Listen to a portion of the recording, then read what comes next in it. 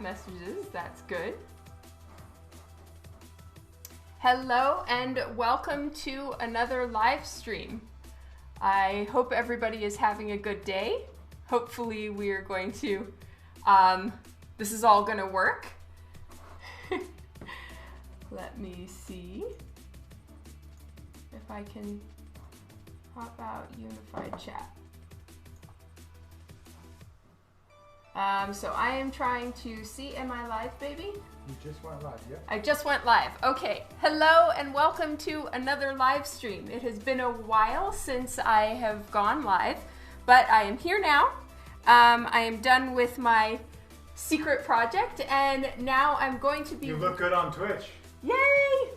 All right, so we are trying something new. We are live streaming to Twitch, Facebook, hopefully, fingers crossed, and YouTube. Are we on YouTube as well? I will check. My husband is helping me because I am not, I'm not very good when it comes to technical things. So he is helping me with all of this. I'm going to say hello to everyone. You're live on Facebook. Are you seeing... Justin, Clark. You've got 55 views on Facebook. Kevin. Can you see the comments? I can see the comments in the unified chat. Philip, hello. So I have a unified chat this time and I'm seeing all of your comments, which is amazing. So when I look to the side, it's because I have my monitor to my left and I'm catching up and keeping up with your comments right there. Now I'll check YouTube. Hello, Wade, Jacob, Shirley, James, Justin. You're watching on Facebook. Thank you. Kara, hello. DC. It's great to see all of you. You're live on YouTube. I'm live on Crystal YouTube. Clear Okay. everywhere. This is my very first time live on YouTube. I am nervous to say the least. I have never done live streaming in 3 locations before. It looks like it's working this time. My husband Dan is a winner.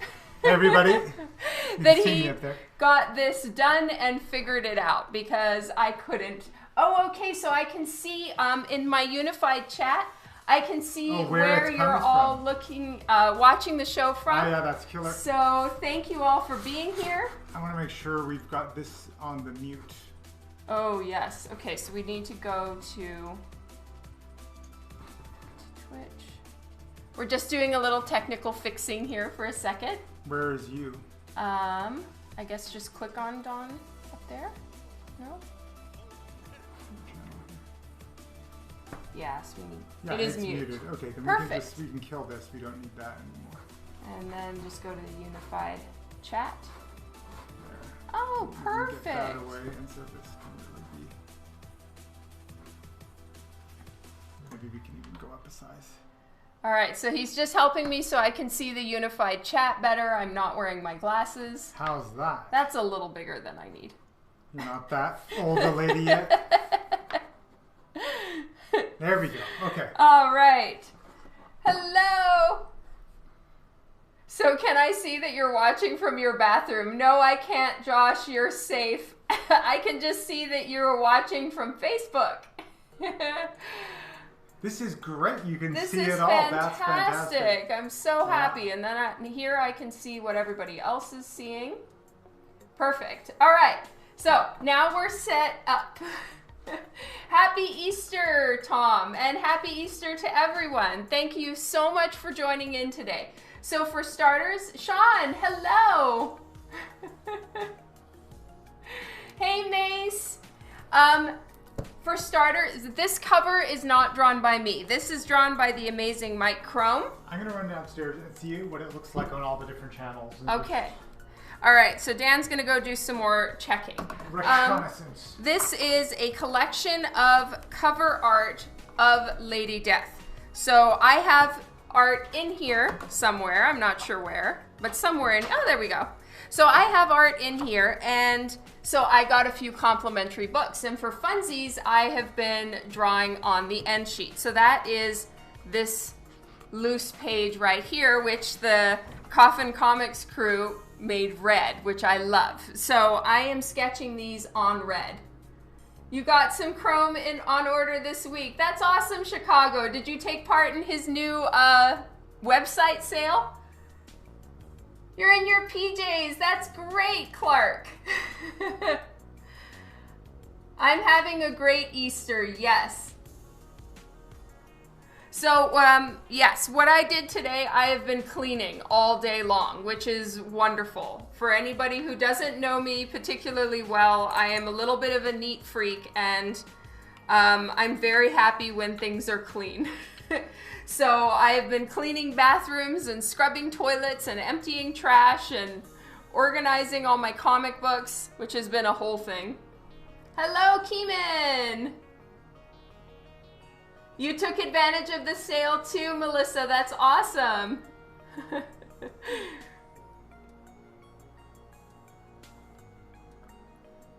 Raven! Oh my goodness, it's so good to see you here. Thank you for joining in for a second. The whole camera setup is my husband, is the one who helped me take care of all of this. I am not that technically savvy, but I'm lucky I have a husband who is. Can I come over and clean your house? Dude, I'm done for the day, damn it. All right, so I completely forgot that I had sketched this. I was looking through some of my Masterpieces books that I have, and I found another one that I had already done the pencil sketch on. So I was like, oh great, that's wonderful. I have something to do for Twitch tomorrow. And then just like 2 seconds ago when I was getting ready to go live, I was looking through the rest of the books and I have one already inked. So I have no idea when I did these. I think at Christmas time I got some done, so yay! I have two. Are you going to Twitch? Is Facebook not looking very good, Carmen? Am I ready for the Lady Death party on Friday? I am, Philip. I am so ready. Oh, that's great, Mace.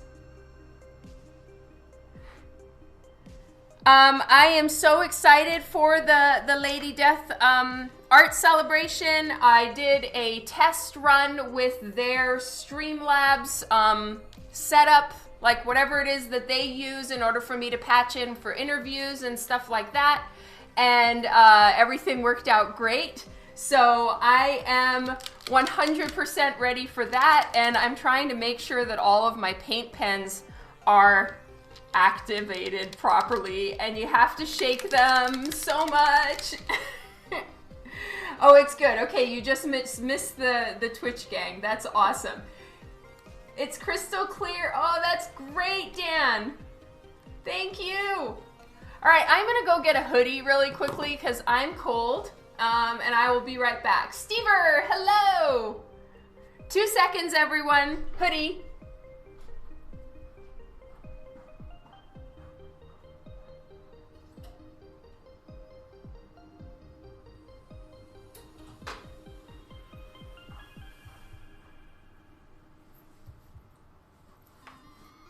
All right, I'm back.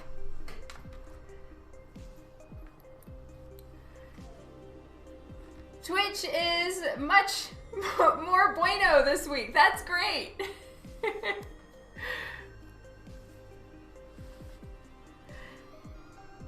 The lenticular Lady Death cover is amazing. Oh, that's so great. Thank you so much. I'm happy to hear it. All right, so I'm gonna do the same thing that I did on the previous ones. Oh, it's right there. I don't know if you guys can see that. It just flashed through on the, what is that called? My little cycly slideshow. There we go, slideshow thing. So, so that's what I'm gonna be doing. I'm gonna be using white acrylic paint for her hair, which is gonna help it really pop on these red pieces. So I'm gonna be adding paint momentarily. Thank you, Corey. All right, so I'm just gonna get my eraser for starters. get some of my art supplies out. I haven't drawn in a couple days. I've been digitally coloring this week. So I haven't actually drawn at all this week, I don't think. It's all been digital colors. So I'm probably so many levels of rusty, we're gonna have to see how this goes. Cycly thingy, I know. I really can't English, it's quite bad. Hello, Bob. I had to turn up the bueno settings. I love it.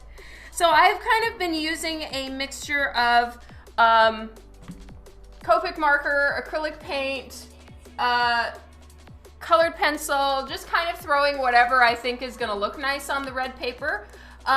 And this paper is what gave me the inspiration to request that when Coffin Comics does the blanks that Brian Pulido showed on his Beer with Brian a few days ago, the coffin shape has a color in it. And this is why, because I want to do this kind of look for the remarks. Now, the remark space that I have is about half of the book, so it's actually just a little bit smaller than a blank comic book of the amount of space I need to draw if you're talking about a blank that's got a really gigantic title, which some do.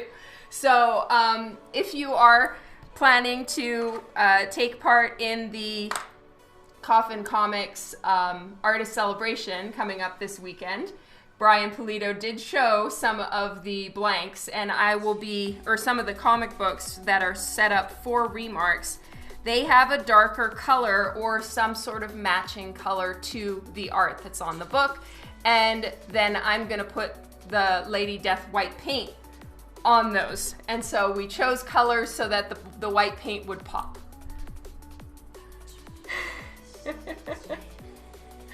I haven't seen anybody coming in from YouTube, so I don't know if I have all of my settings yet, hon.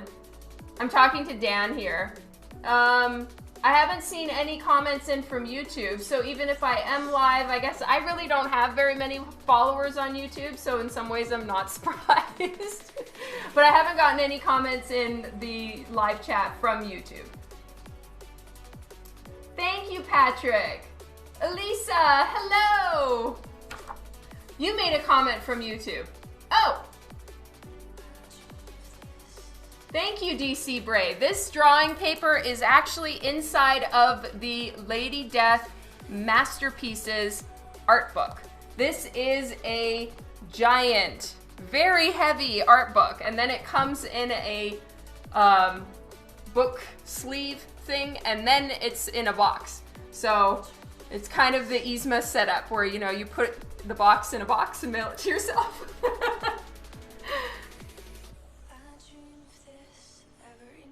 I am on YouTube. So what we've been using YouTube for so far is I'm not a YouTuber in this so much that I'm not really like making short videos or anything like that. YouTube, up until now, has been a storage place for the Twitch streams because the Twitch only stores my streams for, I think, 2 weeks.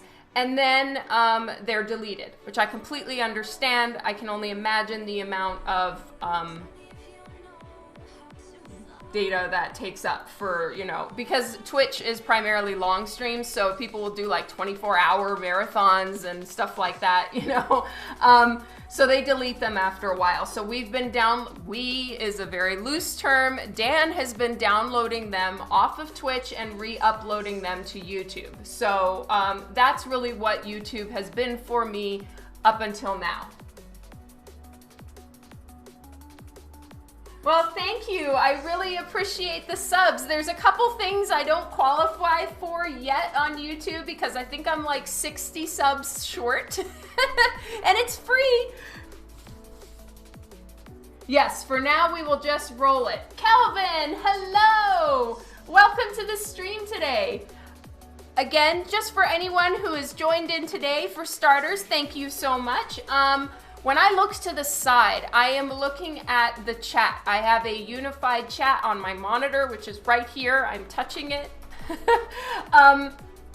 And that's how I can see what you're saying, and I can see what everybody is saying from all channels. Okay. Just going to shrink this down a little bit. Mithu Fox, thank you so much for following me on Twitch. I really appreciate it. I'm moving a couple windows around because they're kind of in my way. There we go.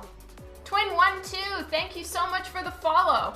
I can't see if I'm getting any new followers on my Facebook page, so if you are following me right now, thank you so much, and I'm sorry if I miss it.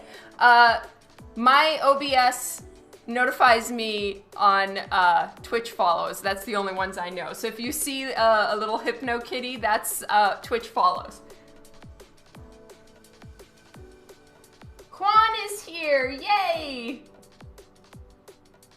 Hello, Steve Bennett. Michael Smith, thank you so much. Welcome, you are here from the Netherlands. That's awesome. I hope everybody's staying safe and feeling good, even though these are some crazy ass times we're living in. How am I gonna get drawing? Good question, Carmen. I will just have to, I suppose, become okay with missing some comments, and if everybody can please take it easy on me. I'm not trying to ignore you if I miss your comment. Every so often I will have to look down and draw. You are here to distract. Hanasol, hello! Oh, you got the Drawn To art book. That's great. Yep, again, huge shout out to Juan Solo for sponsoring 4 art books for his Twitch friends. That was so generous. Good morning, Cole Dickinson. Did I pronounce your name correctly? I don't know. All 3 of the circle thingies are showing different prints. Oh, that's great. I love that you're starting to speak my English, Chicago. Hello, JR. Hello, Frankie. Happy Easter to you, too. Thank you, Amy. So I'm going to be using the color pencils that I plan to use today are these ones. And so what they are, as far as brand goes, these are Caran d'Ache Luminance ones. I don't really know how to pronounce that. Luminance 6901, all right? So that's the name of the color. The brand is Caran d'Ache, and they are slightly wax-based. So you can really only put these on if you're planning on using colored pencil and Copic marker together, and you want to put Copic marker on top, or keep working with it, don't use these. Use these at the end because Copic marker will not stay on top of them at all. They're kind of wax-based, so Copic marker just kind of picture trying to color with water paint on a plastic plate. That's what it's going to look like. If you want something that's going to blend nicely with Copic markers, then you want to have the aquarelle type. So these are also Caran d'Ache, but you can get any brand as long as they have this little paint icon on it. I think that this is pretty uniform, and what it means is it's water soluble. You can mix water in it, and then it'll be like watercolor. These blend nicely with Copic markers. So a lot of times I'll take pink color. This one is just one of the other types of Caran d'Ache markers, and I'll put pink down for blush, put Copic over it with the skin tone that I was going to use, and in that area it looks like nice soft blush. It's perfect. It's wonderful. But these ones work with Copic marker. These ones do not. So I put these on at the end. But I'm not planning on putting any Copic marker in her eye, so I'm just going to use these ones because these are more vibrant and, I don't know, they're more opaque. You still haven't seen Wonder Booty on YouTube. We didn't do anything, Tom.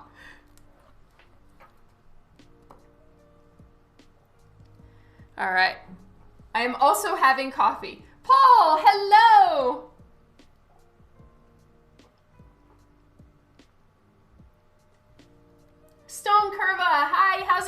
in. All right, so I already inked this, I think sometime in December. I really don't remember exactly when I did this, to be perfectly honest. But I'm just gonna try out a few things. These are not actually straight up commissions at all. I'm just doing these for fun. So I'm in that way, I'm a little bit less worried that you know, there's something specific I've been asked to do, because I don't have that this time. I can kind of wing it and try out a few different things and just sort of see what works.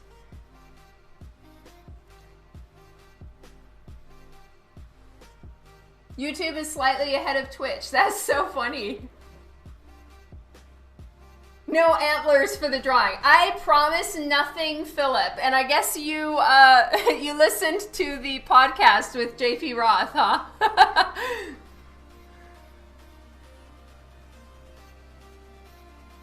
Are the comments coming in duplicated?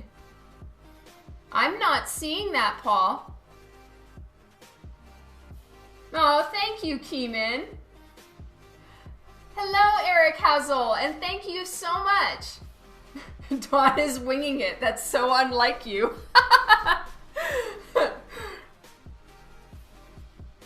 Kara, hello.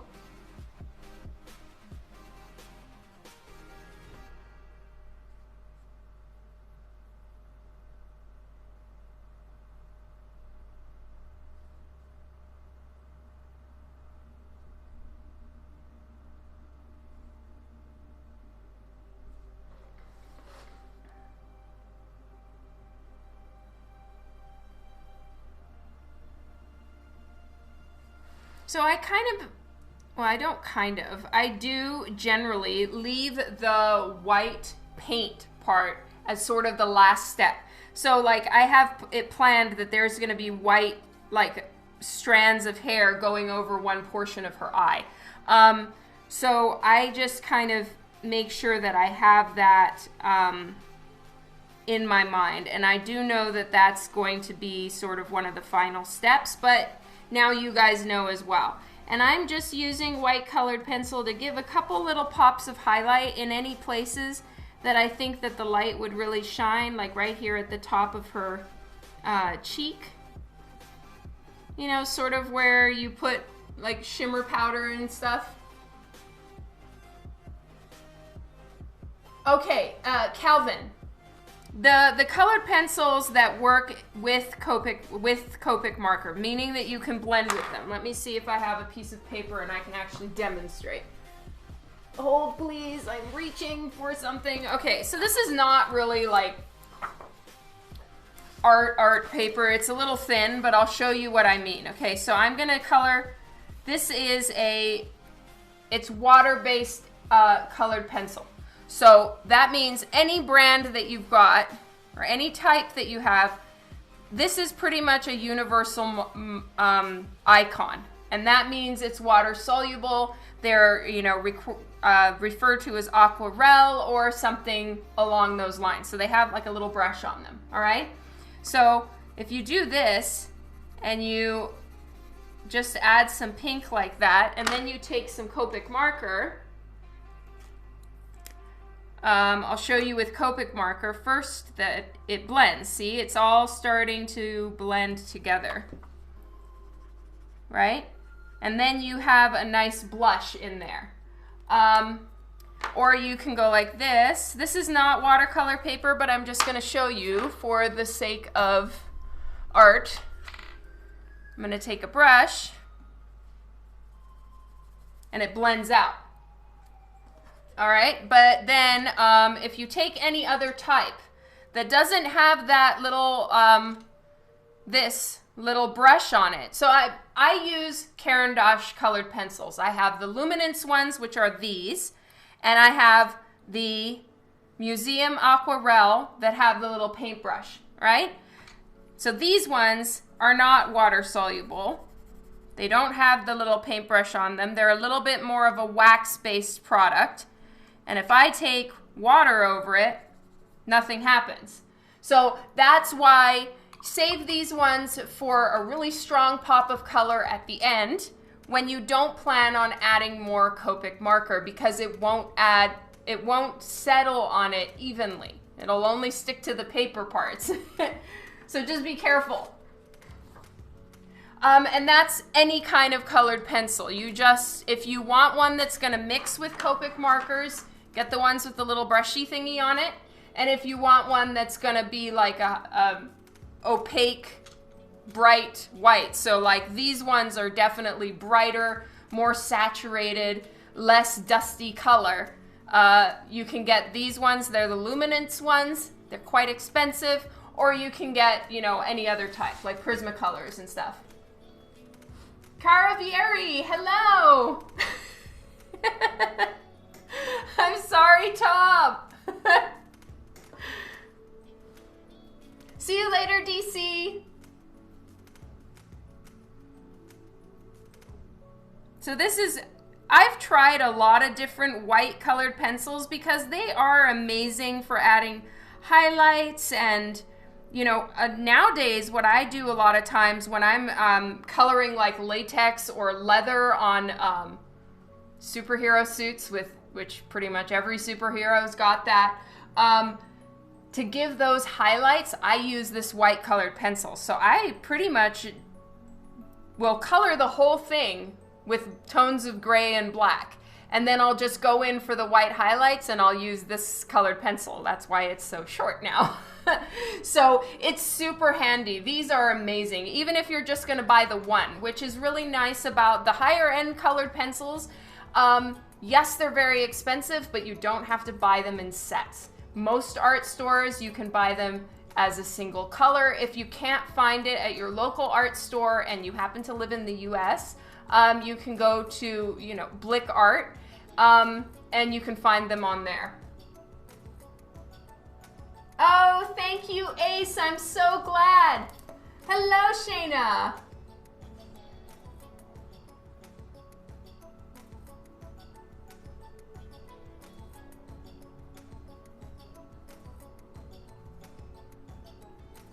So I'm just gonna finish adding in all the different little highlights that I want. So what's really cool about this is, you know, this is on a very bright red, dark piece of paper, and the white is shining and showing up really nicely. So this is, I'd say, the most effective white colored pencil that I have found to date. Give her a little bit of highlight up here. This is a playtime stream, in case you didn't notice. Paul, they're playtime. Oh, you're welcome, Leroy, and thank you.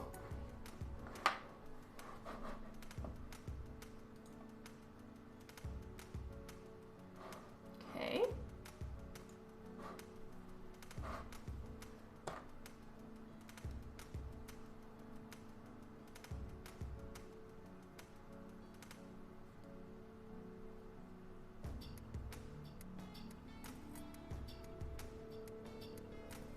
And then if I decide that they're too bright, like the white is just a little bit overpowering, and I'll make that decision at the end.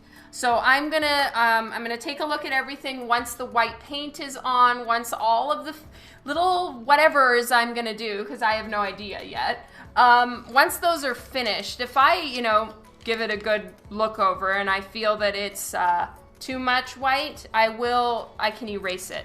Lightly, but I can erase it. Can you have it? Maybe.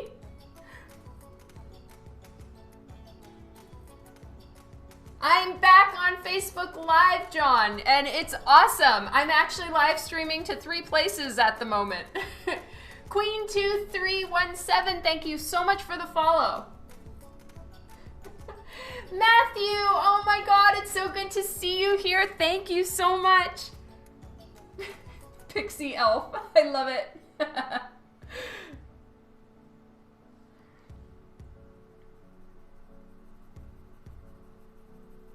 I don't really know if the red's gonna show up. It's basically exactly the same color as the paper.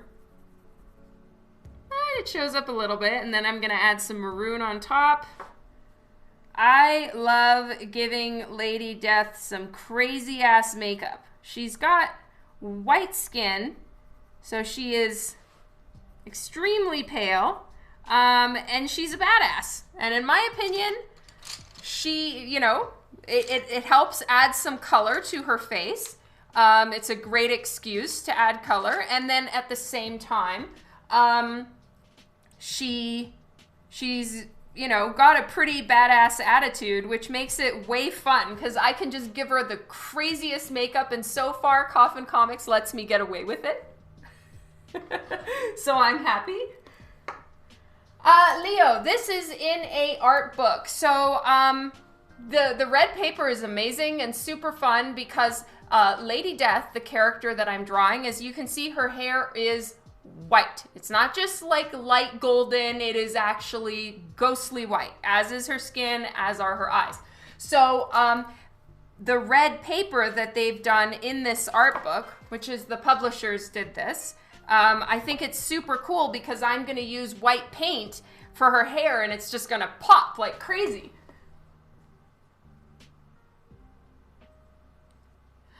Yeah, what we're using right now, Keeman, there are many different programs. There are many different programs that you can use for like simultaneous streaming. The one that we're using right now was recommended to me by a friend. It's called Mob Crush. M-O-B-C-R-U-S-H. Muchas gracias, Will Yondapis. I hope I pronounced that correctly. Oh, thank you, Brian. Yeah, that's true, Ace. All right, so now I'm just using a maroon, which of course is showing up a little better on the red paper.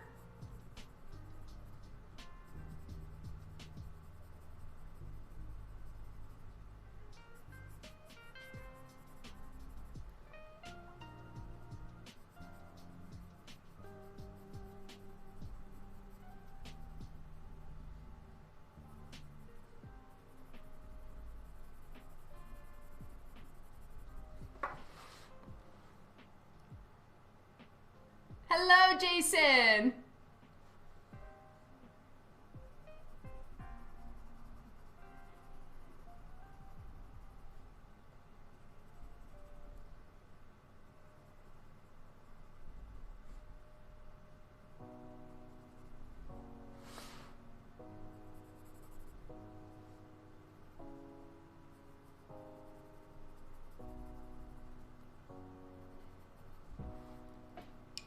Okay, and now a little bit of black. You are in Australia. Hello, Ken Stevenson. I believe that you can get these books off of LadyDeathUniverse.com. I think that's their, hopefully, hold please. I'm gonna see if I can make sure that I've confirmed their website.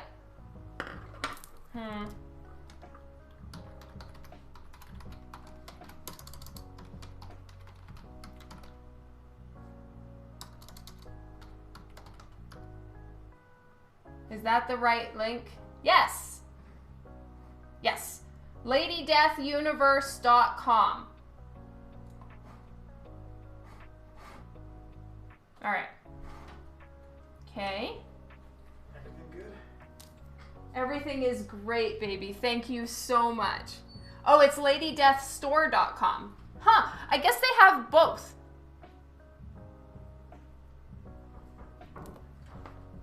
Can you get anything on Kindle? I am not sure, Lorraine. This is an art book, so I don't know if you can get this on Kindle. Maybe someone else has information on that one. All right. You know what I'm gonna do, which I think might work out very nicely, is I can use the actual red colored pencil to give her skin a little bit more shadow in places, because it's almost exactly the same color as the paper, but just has a little bit more saturation to it. So I'm just giving a little bit of shadows here and there. That might be too much highlight. We'll see.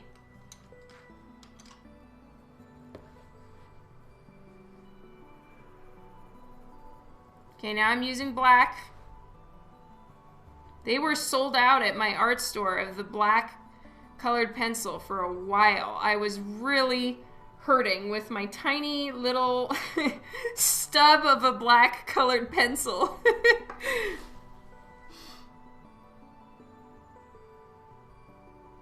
You've got about 20 artist signatures in your copy. Well done, Will.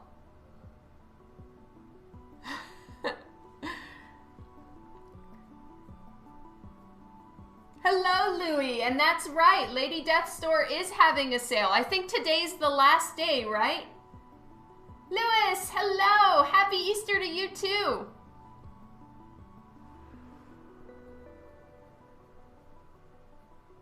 Oh yeah, you're right, Calvin. Comixology is a good place to look.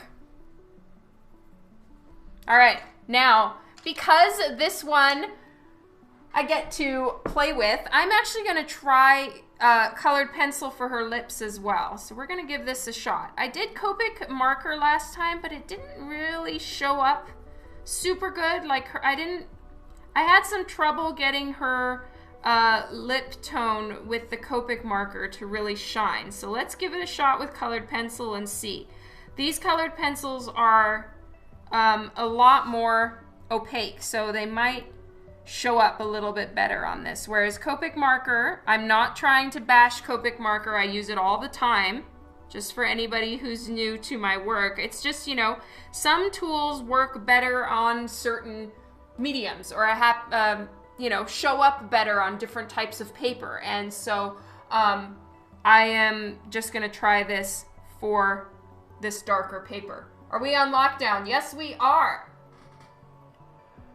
80 from the Lady Death Store for this book. Oh, thanks for letting us know, Tom. That's interesting. Oh, it's such a thing for me, Chicago. They must pop. Oh, yay, Jason. I'm so glad that you got the Dominica art book. Whoop, whoop.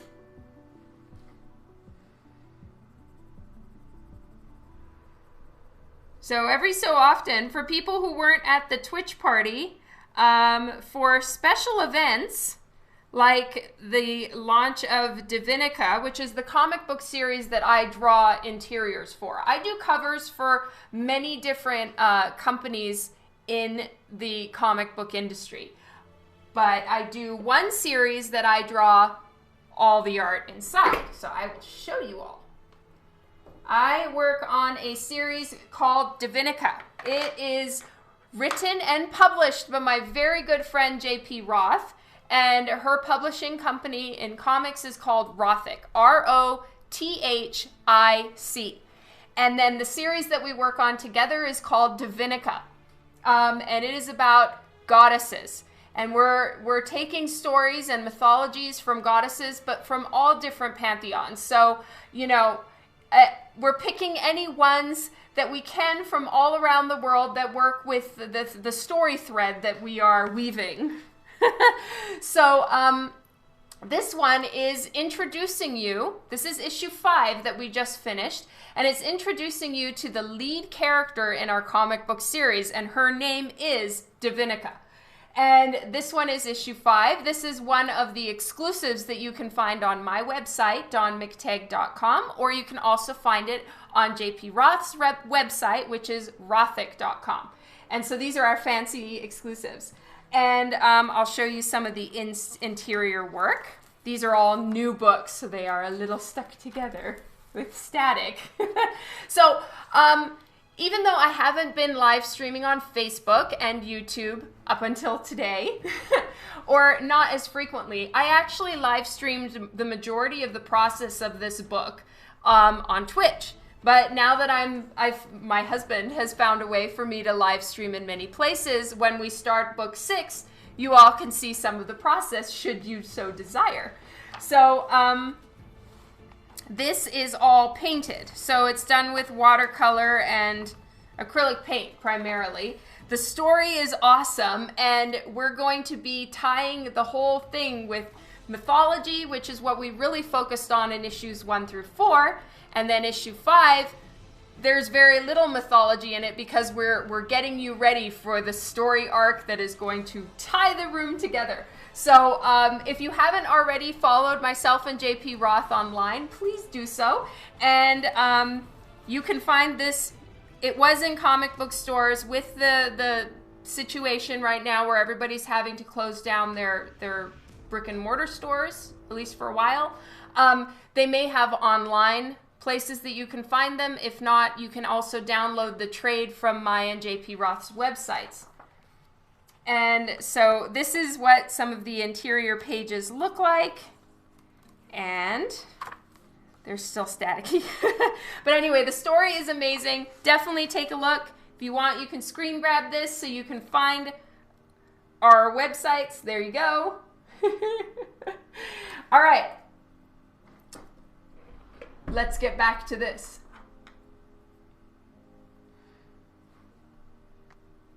I can't really remember why I went on a Dominica tangent, but there it is. Hello, Eric.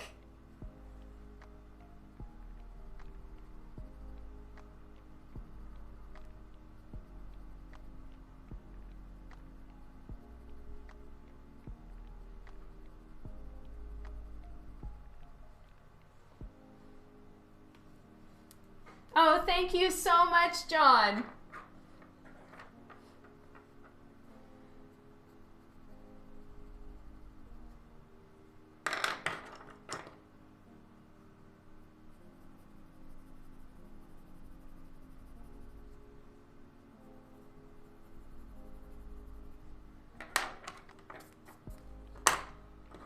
Wayne, hello. Happy Easter to you too. You just ordered a few of the Dominica. Elisa, thank you so much.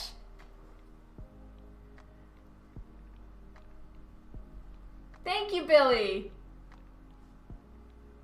Does the book, I don't think so, Calvin. I mean, I would say that my art in general definitely has a Mike Turner inspiration. My mentors definitely did come from the Top Cow world, which Mike Turner did as well. One of my mentors is Eric Baseldua. You also know him as Ebas. And he worked in the same company with Mark Silvestri and everyone at Top Cow, right? So I have learned from artists that Mike Turner also learned from, if that makes sense. But I have deep respect for Mike Turner's art, big time. And but I wouldn't say that like the book itself has a Turner inspiration. I would just say my art in general does. Self-taught, yes. Well, and peer-taught. That's what I like to say, because I've really gotten a lot of help and, you know, instruction and suggestions from artists that I admire. So I'm self-taught / peer-taught. Will we be accepting Dominica books in for signature? Alan, right now I don't have any setup for doing that. It actually is extremely time consuming for me. I am more than happy to sign books at a convention. I do not charge.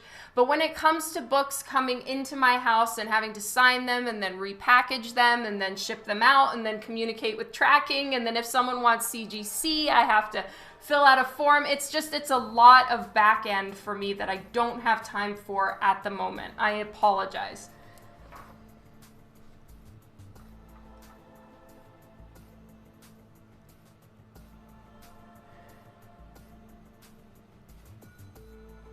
How can you go about finding a mentor artist? Yeah, that's a tough one, and it's more, you know, building friendships and it's just how things worked out, and I feel very blessed. As far as how to find one, that's a tough one, you know, and it's time consuming to be a mentor for someone and help them with their work. So it's all about finding the right person. And you know, it's one of those things where it's not like someone can mentor you full time, you know. It's like you can get some advice when you meet up sometime and stuff like that.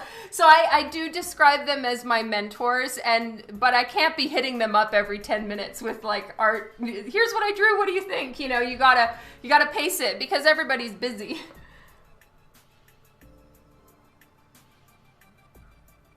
Yeah, well, I'm sure, you know, when there's certain situations where a book comes in, Alan, and you know, maybe some artists will have like a crew of people that are working with them, or a company that they all go to, and then they just show up one time and sign a bunch, and then the rest is handled.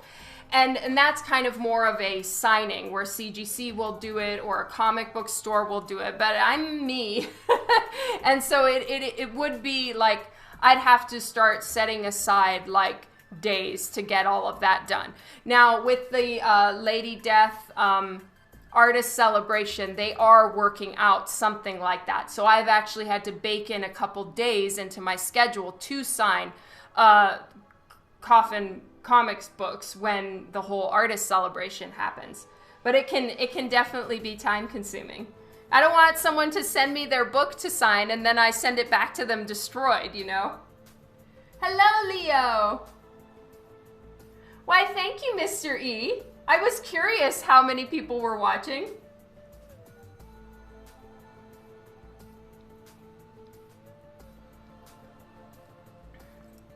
All right, there we go. So her lips are done. Her eyes are done.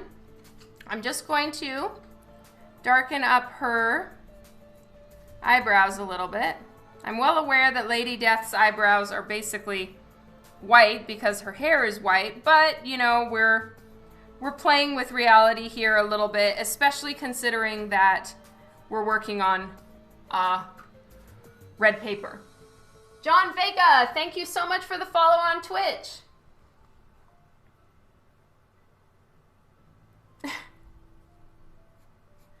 All right, so I'm leaving this area by her ear blank because I plan to add some sort of gold bling right there. And it's gonna be time for paint shortly. I just wanna figure out a little bit more what I'm doing here with, I kind of wanted, you know, sort of a looking over the shoulder, sexy model pose. So, I just need to make sure that I've got this figured out. I sketched this like months ago, so I don't really remember what was going on in my crazy brain at the time. Oh, thank you so much, Monroe.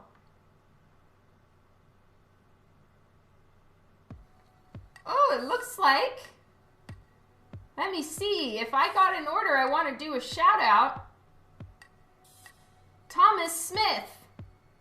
I don't know if you're on here, but it looks like you got the Dominica trade. Thank you so much for doing that. You rock. I hope you enjoy it.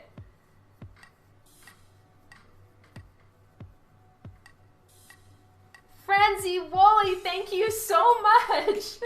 On Insta, Facebook, and YouTube. I really appreciate it.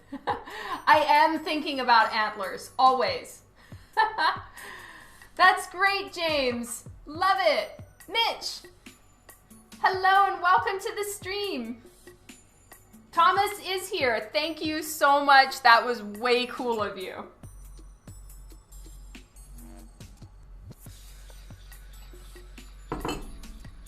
All right. So she's kind of leaning forward a little bit. And Lady Death has some giant ass knockers. So we need to make sure to draw those in, even if all we're seeing is just the teeny weeny top of them because I'm out of paper. All right. For quicker sketches or bigger areas to cover like this, I use these pens. They are called Tombow and they are the calligraphy pen. Now it's funny, I wouldn't normally use something that's a calligraphy pen. I'll choose something that's like a brush pen or a normal pen. Calligraphy always makes me think of chisel tip, but these ones are brush tip-ish. They're kind of a firmer brush tip. Some brush tips I actually really don't like using, mostly because I think I am an actual brush line inker. So I use paint brushes, but you know, ones that are generally used for inking. So I actually use brushes. And I find that I don't have that kind of control over pen brushes. Like, I just don't like them. But this is kind of like a happy mix between the two. And it's not really trying to mimic a brush pen or an actual brush, which I feel brush pens just miss the mark entirely when they're trying to do that. Bambino, I'm doing great. How are you? So at the very end, I'm going to go over and re-ink all my lines, because when you erase the pencils, it tends to lighten the black lines and then they don't really pop. So I'm going to probably go back and fix a lot of my line art. But for now, I just want to get the her bust in. And I'm just going to do it very loosely.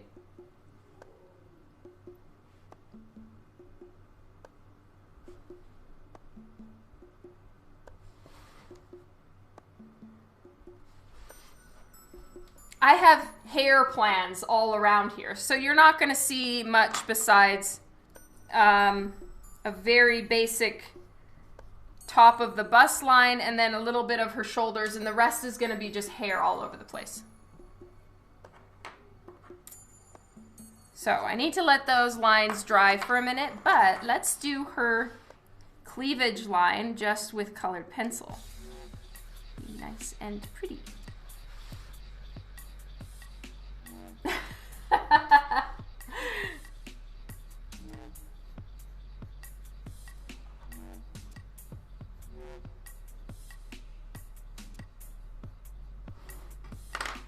I decided to move that over a little bit, so the nice thing about the black line is I can do this, and I have a plan to fill all of that with black anyway. There we go. So I am gonna get toner gray number 9. So this is a Copic marker, but it's gonna be very handy for just filling in this whole section.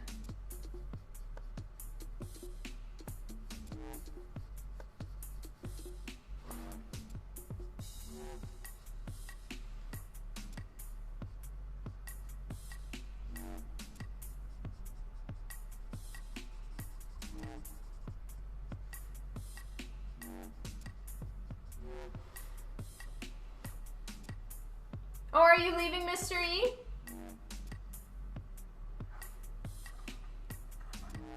See you later, Eric.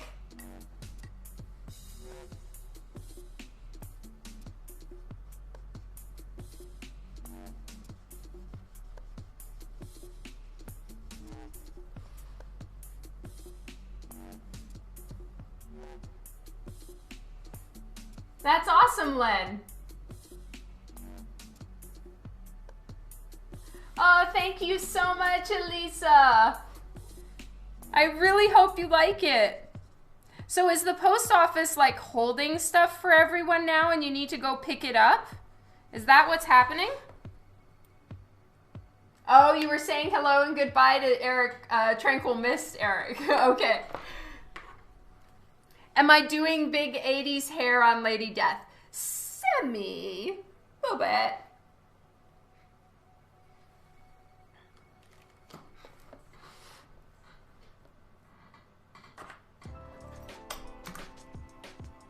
All right, you know what it is? It is time for the hair. Woohoo!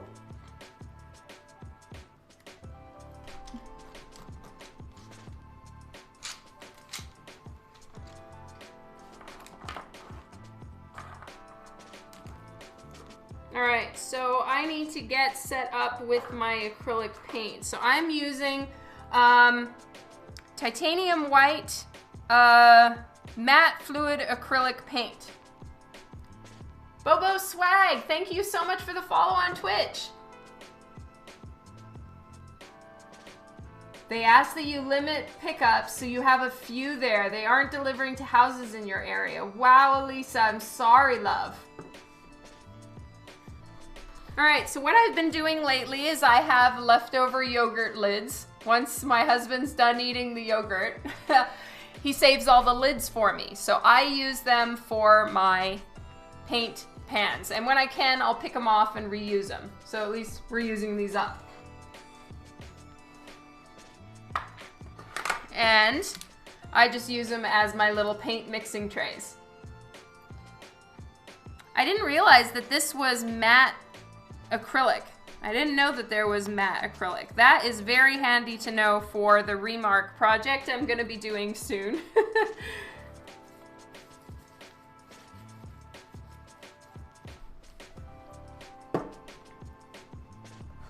Which brush do I want to use?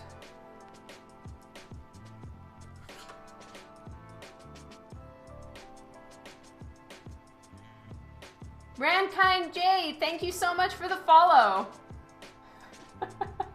Oh, you're awesome, Juan. Brian, hello. Welcome to the stream.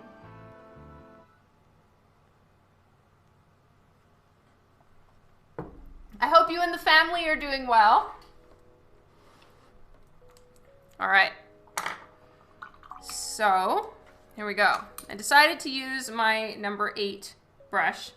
Oh wow, it's still kind of glittery in there. You're doing good. That's wonderful news. Are the kids going stir crazy? Yeah.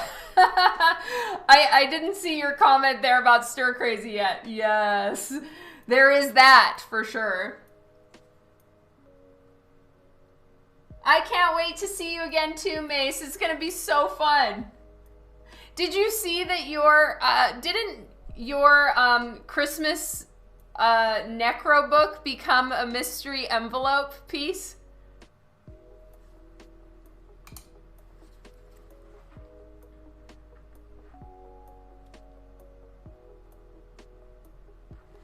Were you happy about that? It's kind of like, I own the original.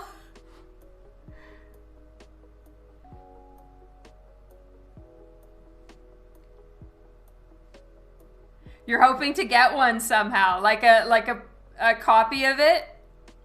Ah. Yay! I'm glad you're happy.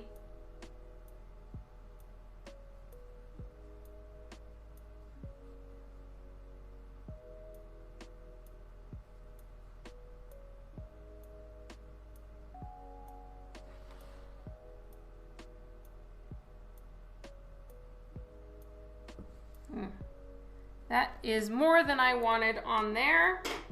We're gonna do a quick little erase. Q-tips, the eraser for painters. They are the best. There we go. Hello, Kadiro. Okay, so I am using Golden brand matte fluid acrylic in titanium white, and it's quite opaque. So for the most part, I'm not gonna have to like go over it multiple times for it to still have that beautiful, vibrant white.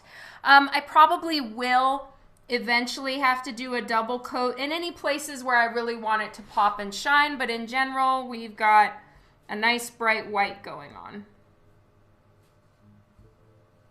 Okay, I just need to, I'm gonna warm up my hand a little bit in a couple other places because I'm going to be going right through her face, and I need to get my hand warmed up with the brush, get used to it again. I haven't done any painting in a while.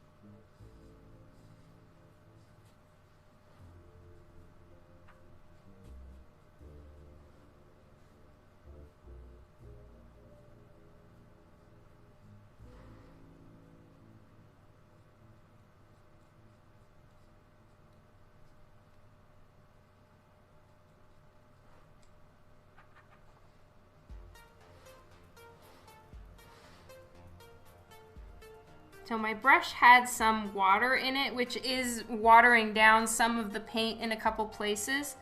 And that gives it's a little bit less opaque.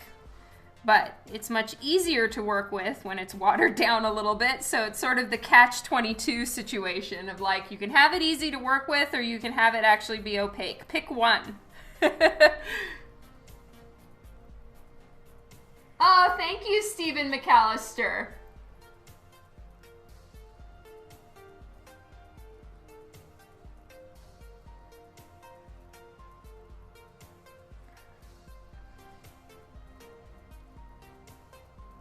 Now, I do want that dry brush stroke look, but more at the ends of her hair, not really up here. And I'll put some sort of metal clip in her hair. I promise there will be no antlers. All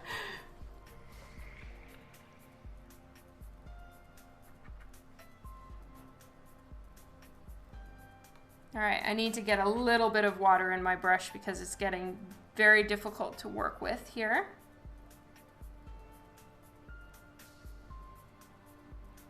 I don't know where Kylie is. She's probably busy doing mom things, or she's not up yet. Maybe it's sleep-in day since it's Easter holidays.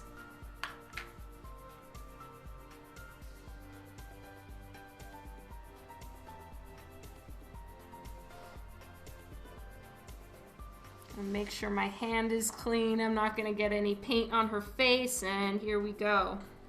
I'm going to hold down the paper so that it's nice and firm.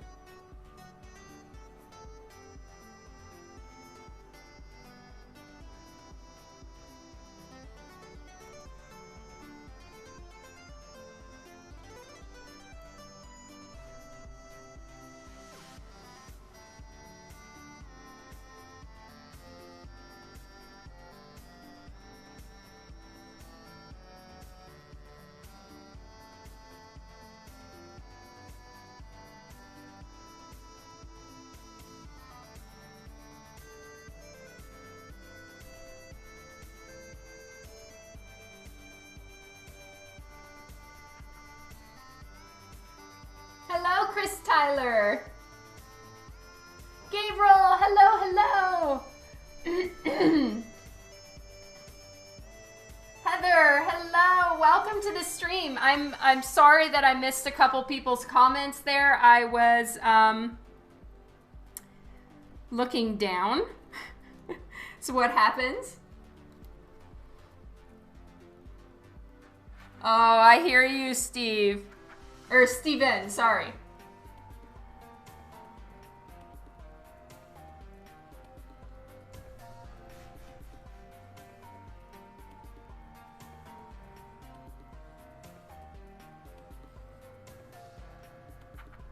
All right, I'm feeling a little bit more comfortable with the brush again. It's been a while for me.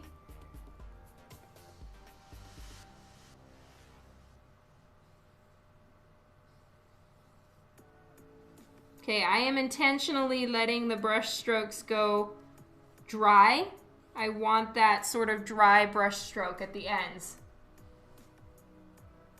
You hope I missed what comment? Oh, thank you, Gabriel. All right, so I've got two curls going the same way, which means I need to bring something going in the opposite direction. We don't want everything looking too symmetrical here. But my plan is that on this side, her hair is kind of pinned back behind her ear. And then on this other side, it's kind of flowing outwards. So it's just pinned on one side.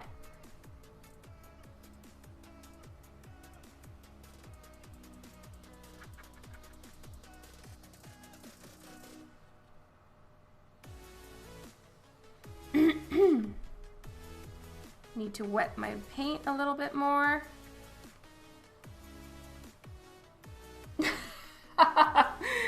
Oh boy, Dan, he's just always there to make the inappropriate comments, huh?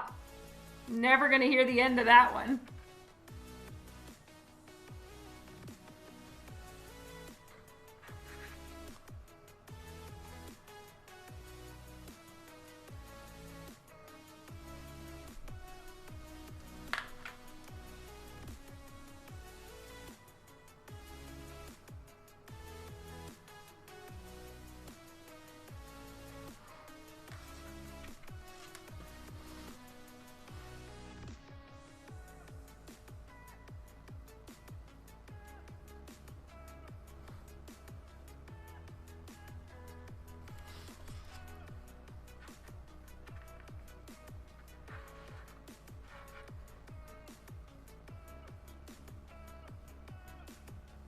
What kind of paper is this?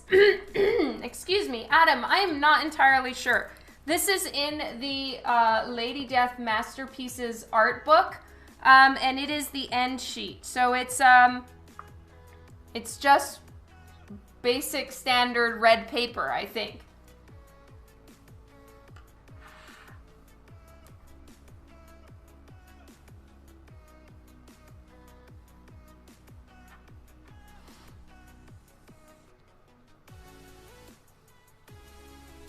Any idea how the paint holds up being in a hardcover book like that? I am not sure, Gabriel. If Nick is on here, he actually owns the one that's in the he owns one of the last ones that I did, which is now a sketch, one of the mystery envelope covers. So I can ask Nick the next time he's on. You think it would crack over time? Well, it's in a hardcover book, which means it would be as safe as it could possibly be unless you bent the paper.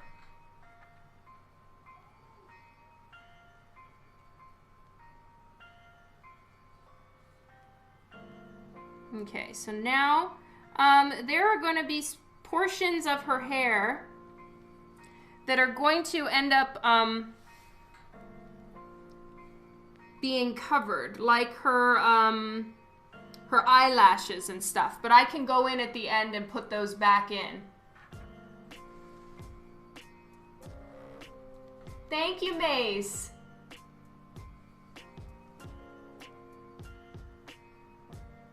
When acrylic paint dries, it doesn't dry like, say, you would think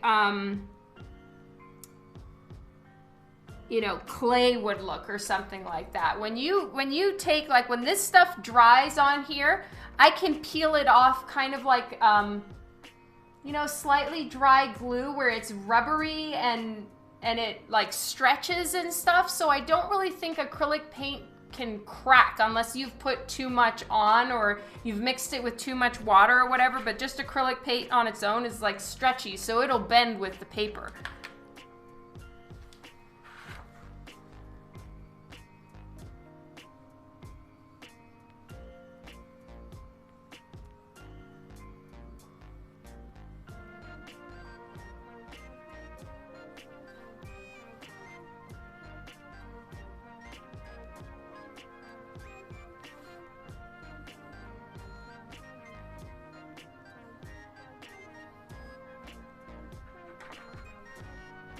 Oh, thank you, Heather.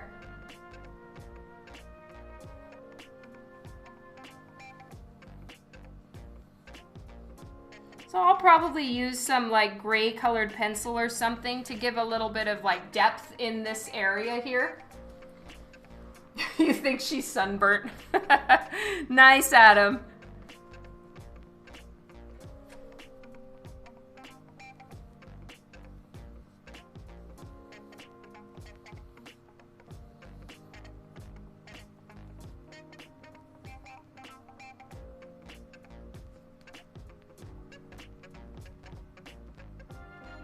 I'm just being careful around her face. I don't really want to give her a white goatee or anything like that. That wouldn't really work with Lady Death's aesthetic. Oh, definitely. I will make sure it's dry. That's sort of like, you know, Art 101.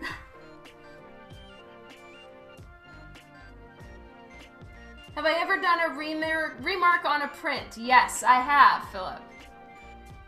Goatees work with all aesthetics. Nice.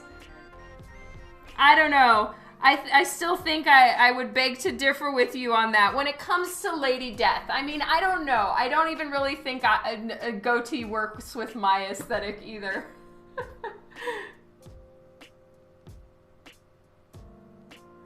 Yes, I will definitely keep the cat away from mechanical pencils. I have a cupboard. I don't know if you guys can see it right there behind me. That's where I put all my art. It's closed doors, so that Sherlock can't get near it.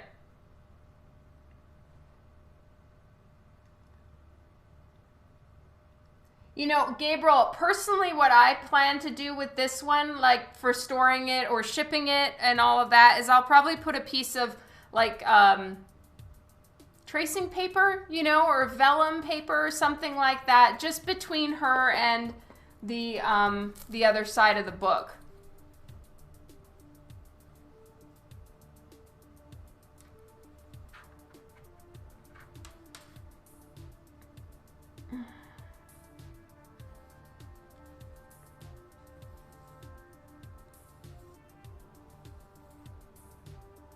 All right, I need more paint.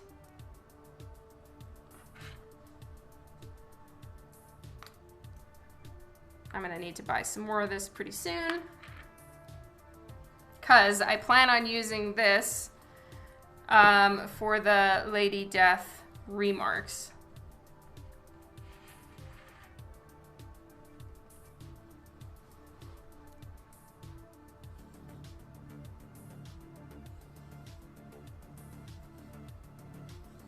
I always think it looks good when you're doing giant chunks of hair like I'm doing here. Is I just do a few little thin little lines of hair coming out here and there. It just kind of makes it look a little bit more natural.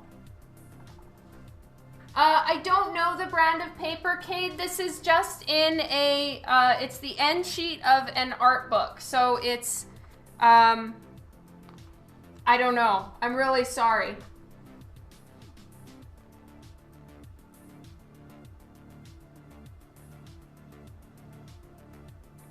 Thank you, Paul.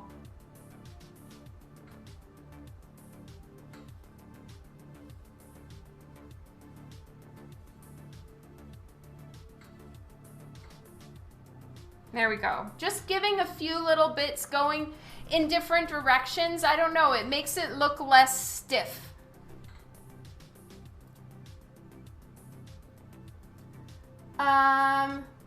Where exactly do I keep my work?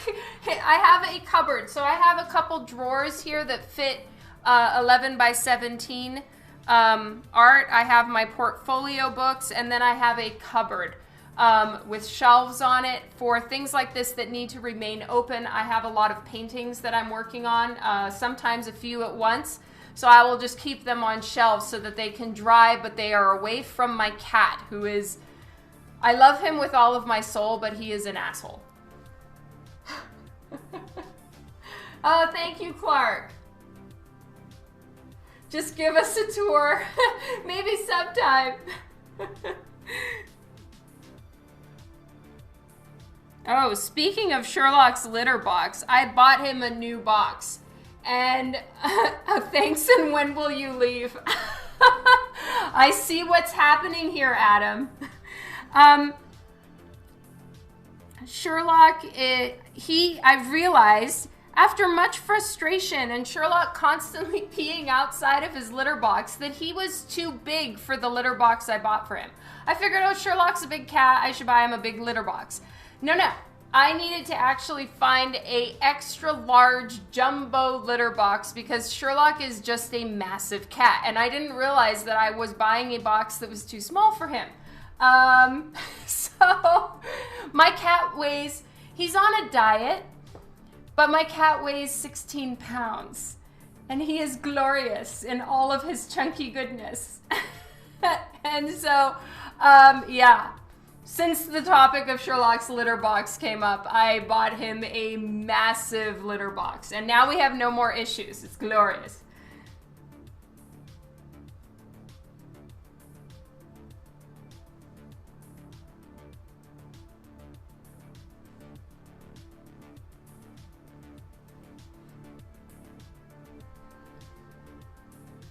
Yeah. Yes, it is like a child's sandbox. Well, at least you know what I mean, Len Darren. He is a large cat, yes. And I love it. I really wish that the vet wasn't on my case that he needed to lose weight, because in my opinion, Sherlock is gorgeous. And I wish he was even bigger. Sherlock is fluffy. That's right. He's fluffy. All things considered, though, Sherlock is a very good boy. He, you know, he's very clean. He's a very tidy cat, which is good. He just loves plastic. So, you know, he will get into, he loves getting into my bags and boards. If you ever end up getting a comic book where a little part of the sleeve of the bag and board has a couple little bite marks in it, that's courtesy of my cat. He loves it. I am on like plastic patrol. Ooh, he loves to chew on rubber bands like they're his gum. Yeah, it's a whole thing keeping my cat away from the plastic. Oh, thank you, Nihilus. Whoa, okay, so your cat is bigger than mine. Well done, Heather. Are you having to put him on a diet? Because I'm telling you, a cat on a diet is not fun. Man, they know how to nag. Ugh.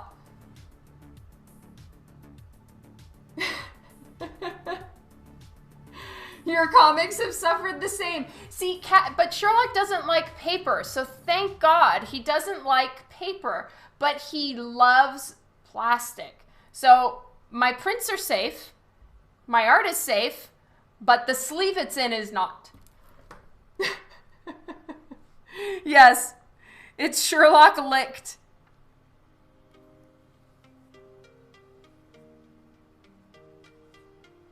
See, I feel all these little extra strands poking out here or there just make all the difference in her hair actually looking real. Okay, so her hair is disappearing here because her shoulder is there. And I need to put this arm out a little bit more too, just so that I can show everybody what's going on.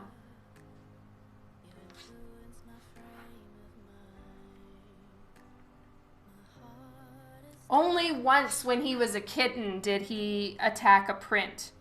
And thankfully it was one that was damaged already, which is why I had it left out.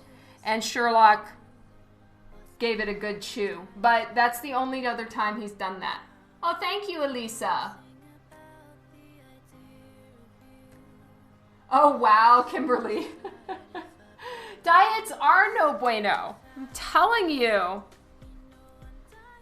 And, you know, Sherlock, he acts like he's starving to death even when there's food in his bowl. So I honestly just don't even know if I should trust him when he seems hungry, because he's a little bit of a complainy boy. Oh, sorry, Ken. Oh, yes, 100%. If there are plastic bags around, he is on them.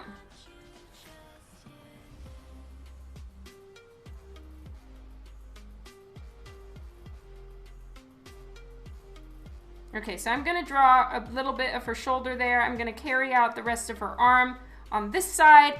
And she's kind of leaning forward, shoulders back, arms back. It's just kind of, I don't know if you guys watch Marvelous Mrs. Maisel. JP Roth recommended it to me and I started watching it like 2 weeks ago and I finished all 3 seasons. I finished last night. I'm very sad.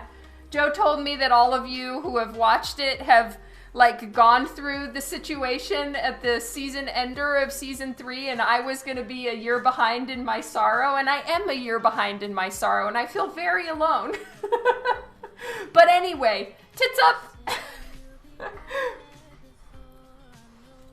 Thank you, Eric Housel. Have a good one and thank you so much for stopping by.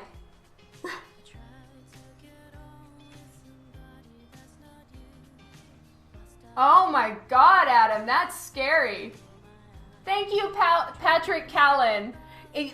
That's the beauty of having toned paper. Like any kind of paper like this, white just really pops. So it is a massive cheat, but it's awesome.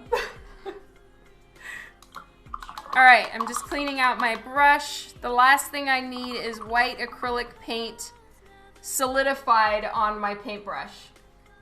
That would make me very sad. Okay. So as you can see, my lines are not the cleanest with the brush around her face. So I will go in and re-ink the outline of her face and her chin and all of that, so it doesn't have kind of a funky, messy look. But I'm gonna do that once that's fully dry. I'm gonna go ahead and finish out her arm right here. It doesn't need to be a ton, it just needs to imply that she actually does indeed own an arm.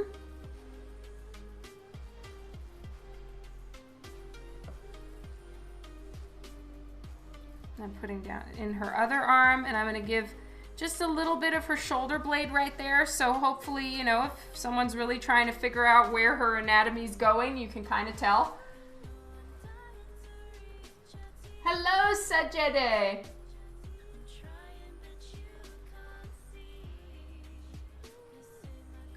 Okay, that is still wet, so I can't really work on her face right now. I might have to let this dry, move on to one of the other books that I have ready, and then start on this one again once the paint has dried.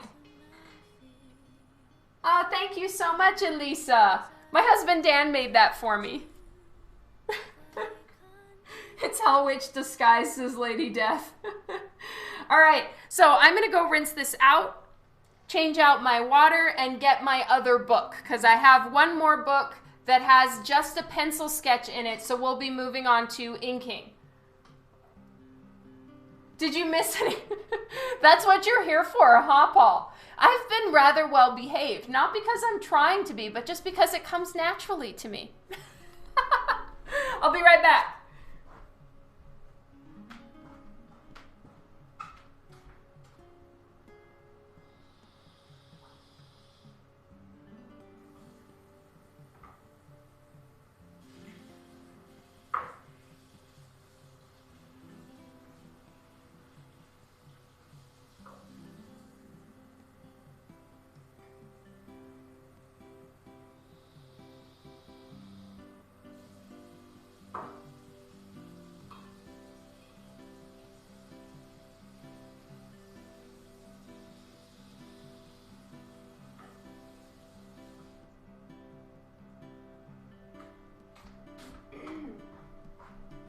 All right, I have some new water.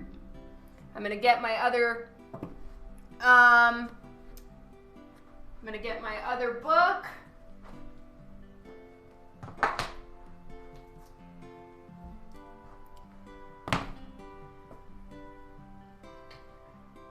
Can someone tell me what this is?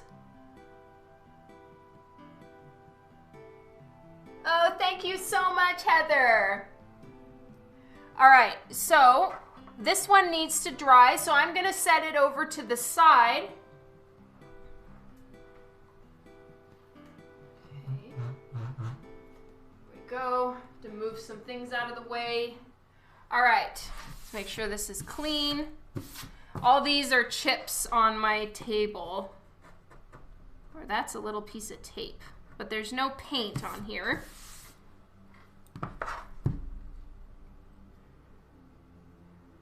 Oh, the girl from Cadillac and Dinosaurs. All right, so I am working in another Lady Death Masterpieces. The cover is by my good, amazing, wonderful friend, Mike Chrome. I have some art on the inside, okay? So I did not work on the cover, but it's a collection of art. Ooh, that's by Jeff Deckel. I love his work. Mike DeBalfo, Paolo Pantalena, all of these are amazing friends and wonderful people. Sun Kumanaki, more Paolo, Yo-Yo, for anyone who, Yo-Yo comes on the Twitch streams every so often. This is by Yo-Yo. The great David Finch. Anyway, there's tons of art in here. Some of my covers are in here as well. And that's why I was gifted some of these books by Coffin Comics, because they are awesome and they give complimentary books to their artists. I love it. This one it has a crease on this side. There's a little indentation. So the indentation followed onto this side on the paper. No big. We are gonna carry on. And so I sketched this I think sometime in December. You can kind of barely see it, but there's a light sketch in here, so I'm just going to go ahead and ink it. These are the Lady Death masterpieces, Devin. This is the regular book. The limited edition book had a cover by Sabine Rich. This one is by Mike Crumb. Yeah, it's an awesome book. I mean, it is humongous. I don't know if you can see this, but you know, an average art book, at least mine, are smaller than this and not as many pages. I'm not sure how many pages there are in here. Let's see. I don't know if it's numbered. Maybe someone on here knows how many pages there are. But there are a lot, and they're big. So these are some very big pages where you can see everything. My guess is there's probably at least 200 pages in here, if not more. So it's just a collection of covers. Not just, it is a collection of covers. So yeah, and then it comes in a like sleeve. I'll show you.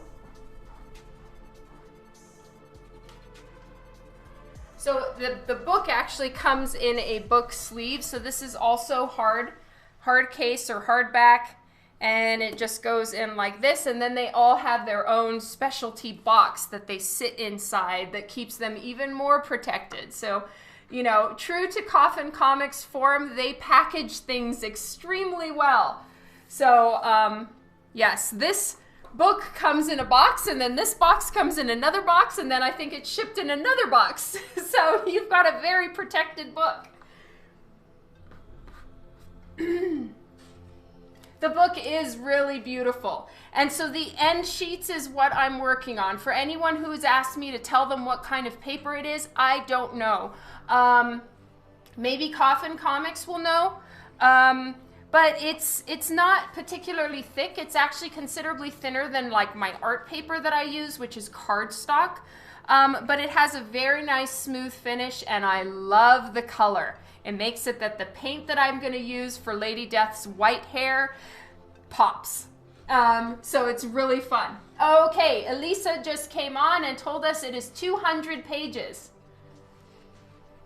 The books, I believe, are $80 on Coffin Lady Death Universe or LadyDeathStore.com. Either way, you can get to the store. Yes, very special care is taken. All right, so this one is 200 pages, and they are limited to 500 books. And they are heavy. Yes, the limited edition one is more than 80. I have the $80 version then. Okay, so I'm gonna ink her now. And I'm just choosing some of my ink pens. I'm gonna probably go with a little bit of a thicker pen than I usually do, because this is a bigger drawing than I usually do for like a blank or a commission. And this one is the 0.3. Okay, guys, Elisa says the limited edition one, one person is saying they're limited to 500 and another one's saying limited to 2,500 copies. Anyway, if you want the full information without my Chinese telephone confusion here, go and get go look at it on LadyDeathStore.com.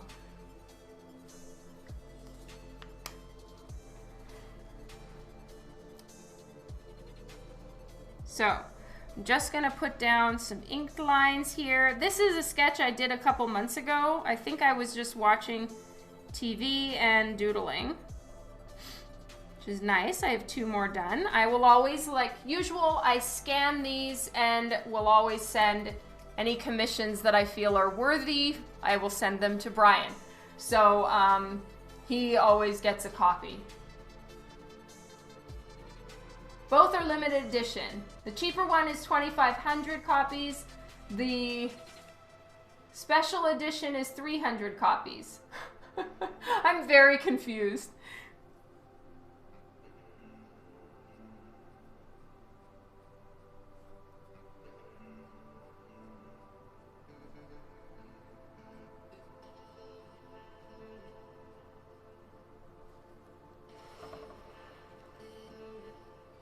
All the site stuff is 20% off. Yes, for today. Today is the last day of their sale.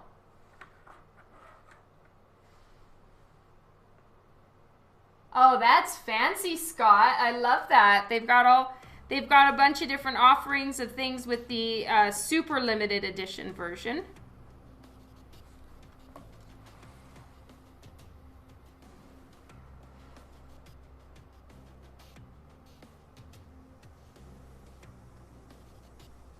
I'm not sure how I feel about her neck. That looks a little thick, so I'll fix that.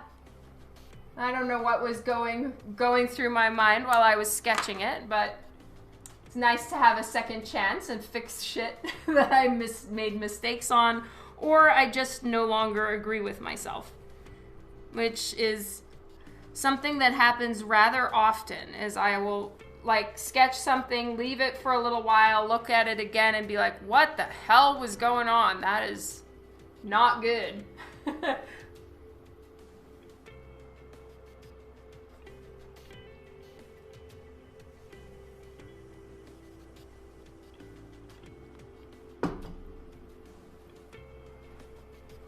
All right, I'm gonna check something real quick. Hold, please.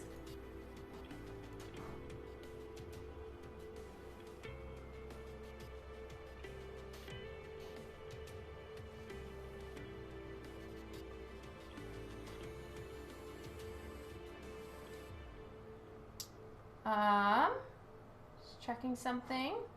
Okay.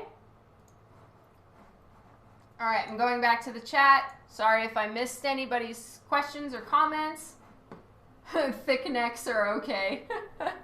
Yeah, I don't know. Not for this.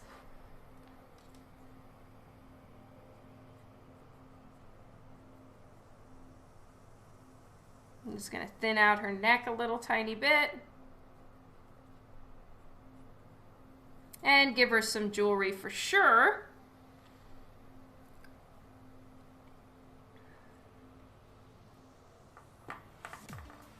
Okay. Here we go. I am using a Copic multi-liner in size 0.3.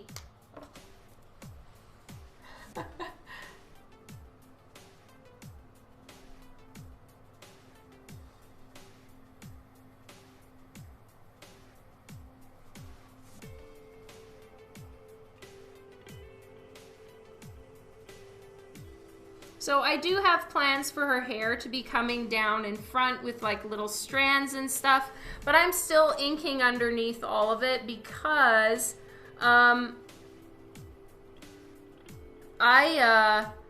the paint that I'm using for her hair is very opaque, and so it'll cover any black lines that I have down. So it's easier for me to just fill it in all the way and then, you know, use the paint to cover whatever it is.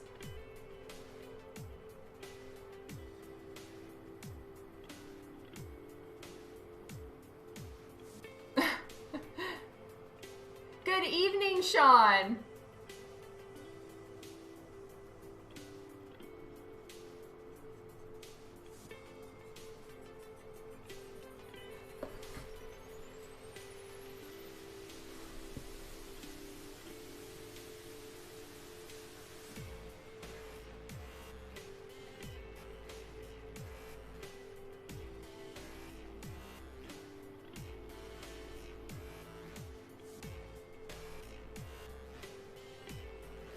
So I don't really need to be working on this one for very long. I should be able to switch back to the other one that I'm letting dry. So I'm sort of working on two sketches simultaneously just to maximize time, and one is drying right now, and then I'll finish that one up and then come back to this one, and I'm toggling between the two.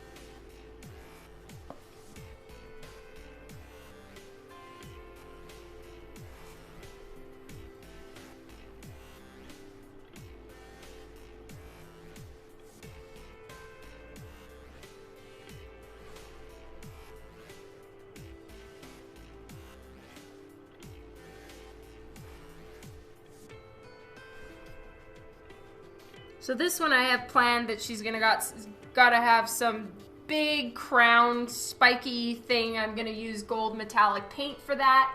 And maybe even like a darker red paint and give her some roses in her hair or something. I'm gonna kind of go crazy on this one.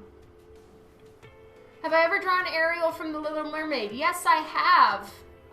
You can actually see my Ariel drawing on my website. If you go to donmcteague.com and just search Ariel, I have a print there right now, I think. Yes, sort of a Lady Liberty look-alike. That's right. Oh, Gabriel, thank you.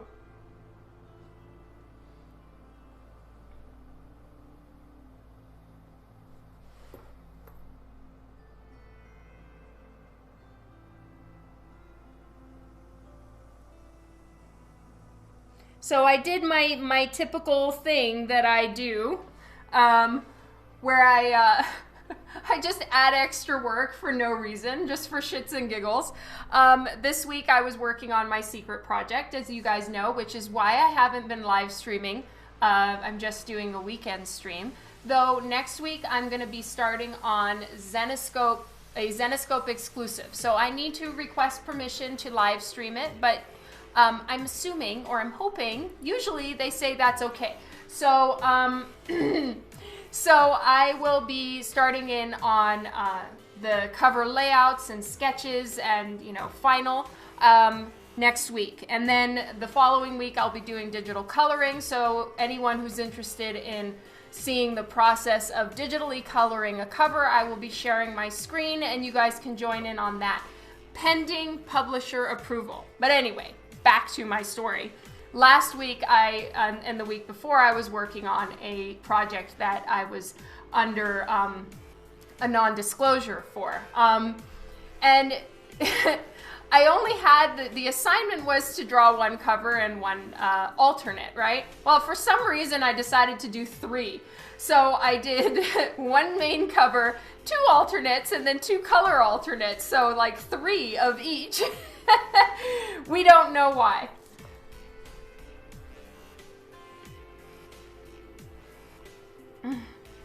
Are you guys keeping count?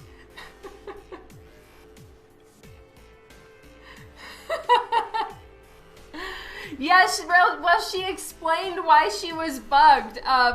Her Google Drive folder wasn't working, so she couldn't access her novel that she's writing, and that's scary. Hello, Eddie.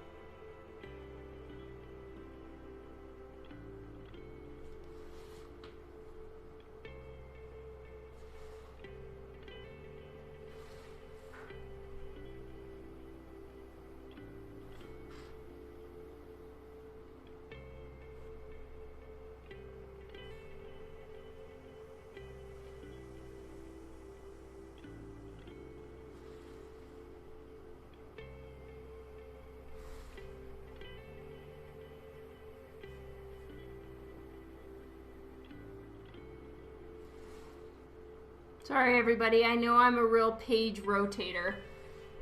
Oh, thank you so much, Eddie. All right. I need a slightly thinner pen for the top of her lip. I don't like the really thick lines on the top of the lip. So I'm just looking for my 01 pen, and I can't find it, damn it. 0.05, this will have to do.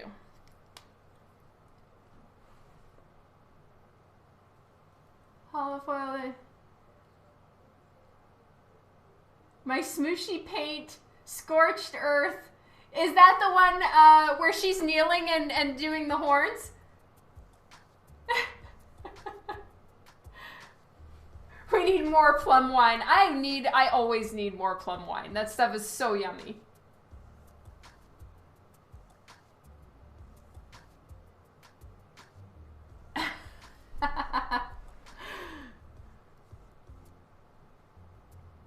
Oh, that's so sweet, Gabriel. I'm so glad you like it.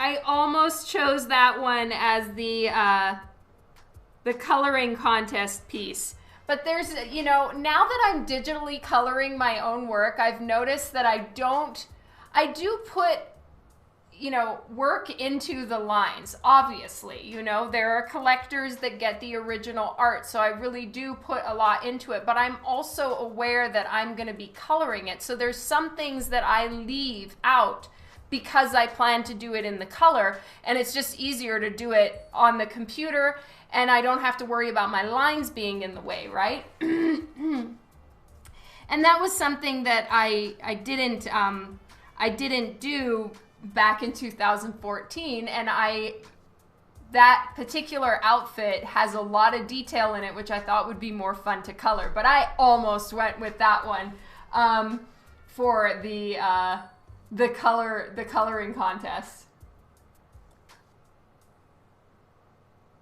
Oh yeah, Ian.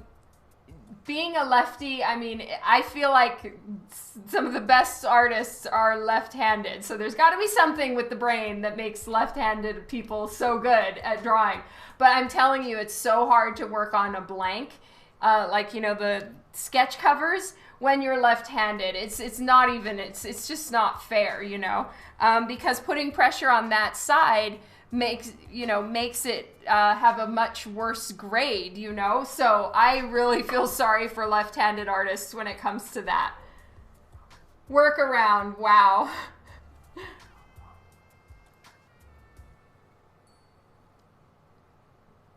You were gonna enter? Why didn't you?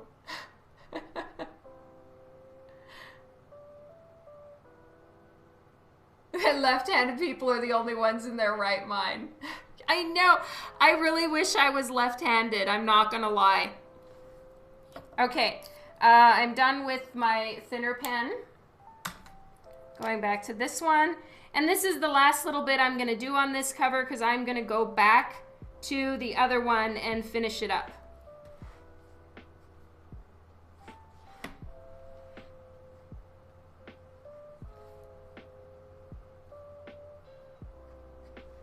For here, I'm going to switch to this. Call them right-handed and wrong-handed.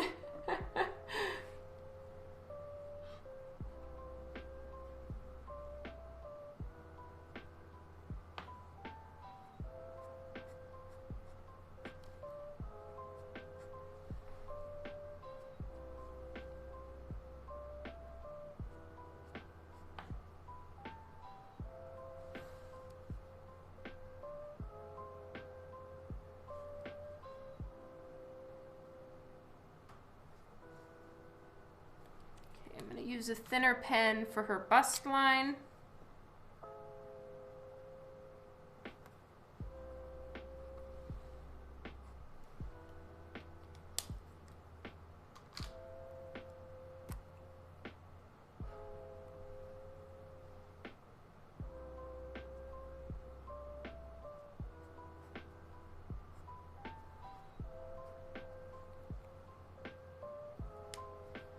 All right, now I'm gonna do a little switcheroo time and get the other book. So one moment, please.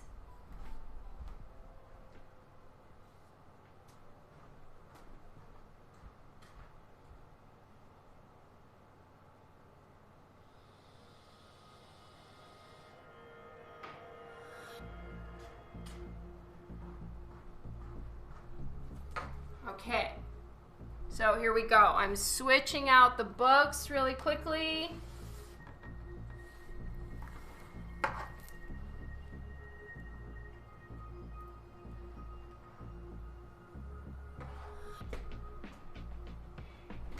All right. So for this one, I need to do a little bit of ink line adjustments and fix this one up and get it finished off. So there's a couple places where the white paint went a little bit over where I intended it to go. So I'm just gonna get her lashes back in right here. That might look a little bit weird. I might just cover that up again. We'll see. I'm darkening the lines around her face.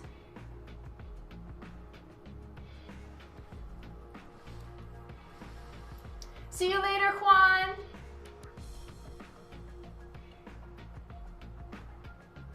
You like this face better? Well, you know, you gotta give the other one a chance. It's not done yet. Oh, thank you, Thomas. Thank you, Sea Warden.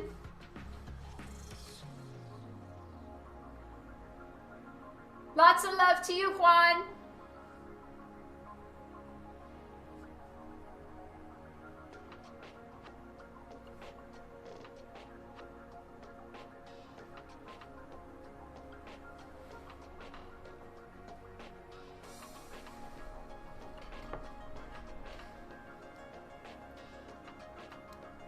I know, Steve, doesn't it?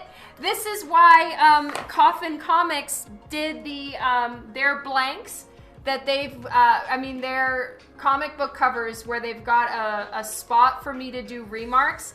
This is why they did them colored, so that I can do this, and I'm so excited. Can I show the cover to this book again? Yes, here we go. This is the Lady Death Masterpieces art book. You can get it at ladydeathuniverse.com or ladydeathstore.com. So this is the cover. It was drawn by my good friend Mike Crome, colored by Cici de la Cruz, and then I have art on the inside. So it's a collection of covers that have been done for Lady Death over the last couple years. I'm not entirely sure where it begins and ends as far as time goes. And then this is on the end sheet, so it's just like the first page of the book. All right, I want to fix one tiny little thing, so I'm going to use my trusty Molotov pen.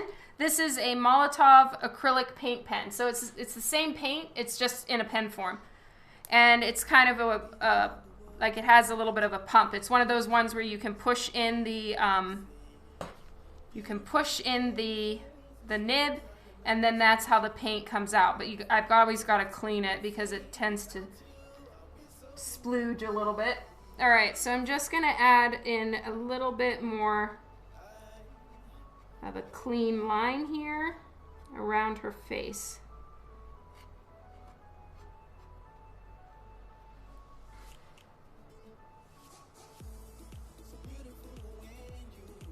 And this actually gives me an idea.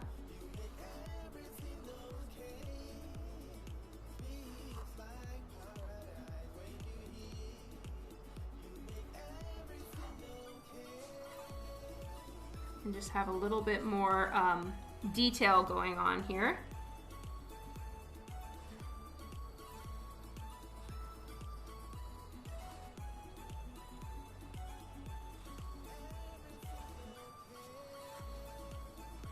Ooh, there's one other thing I forgot, which I'll fix in a minute.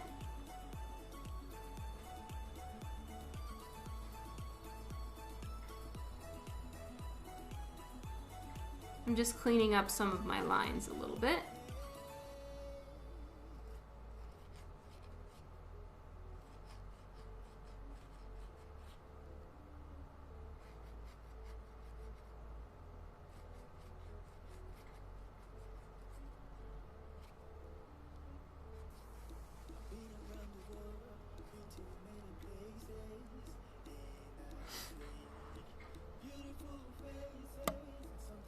I totally did, Ian.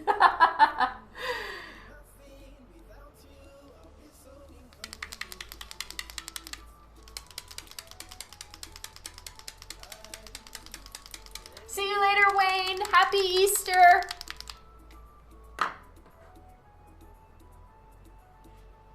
Okay, now I'm gonna use a little bit of, I'm gonna either use gray or I'm gonna use kind of this grayish purple. But I'm gonna test out them both, and it's just to give a little bit of depth in her hair. See if this is dry. Let's start with the gray.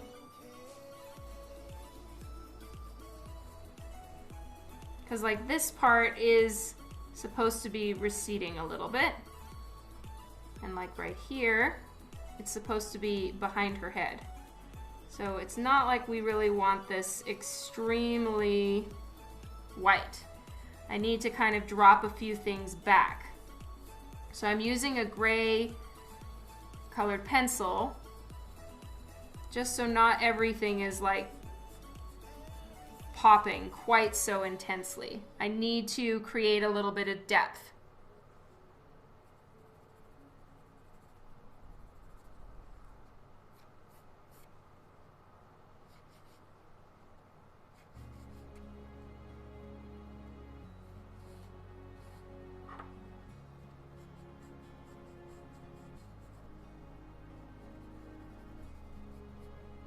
And this is actually really nice. I didn't realize that this is opaque white, matte white acrylic, but the colored pencil actually sticks to it a little bit better, which is excellent to know for when I work on the Lady Death remarks. There we go. Hello, Eduardo. Thank you.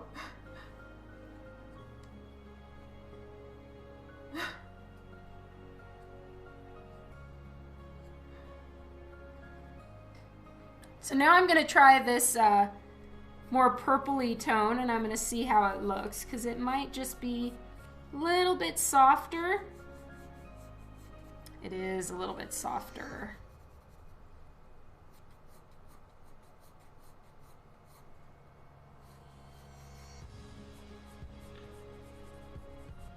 Okay, I think I prefer the purple tone.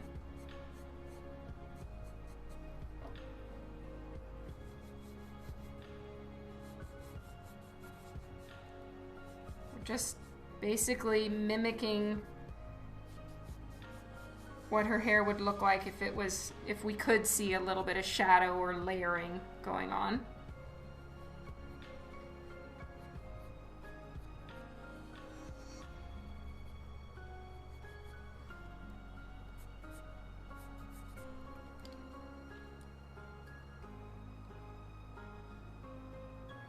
All right, so I'm using I started out with this gray tone, and then I settled on the more purpley one. It's burnt sienna 50%. That's what it's called, and it's just kind of a purpley, a desaturated purple, basically. So there we go. That's done. I need to finish this out right here, or I might just add a little bit more white paint. Now it is time for my gold marker. So I think that this one is good. The face is staying red, yes. It's probably someone, I don't really remember who I sold the tractor OA to, but you know, it's probably that they need to recoup some funds.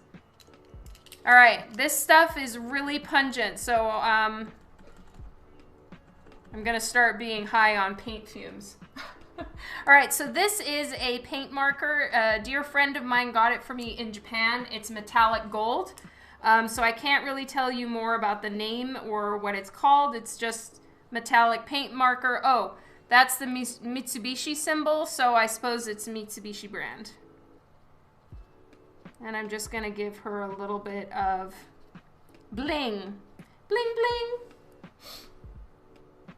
bling. Yeah, exactly.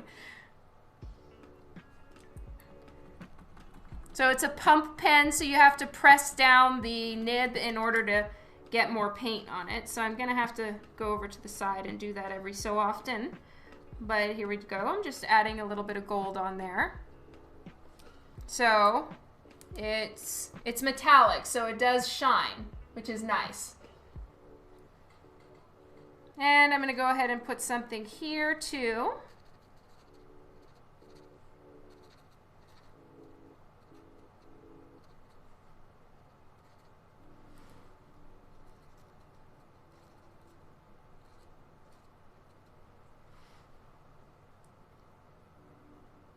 Hey, Jeff.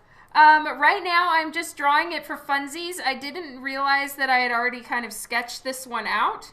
So I'm just finishing it up. And I have another one that I'm toggling between. So I've got the two that I'm working on at the moment. And let's give her a nice choker.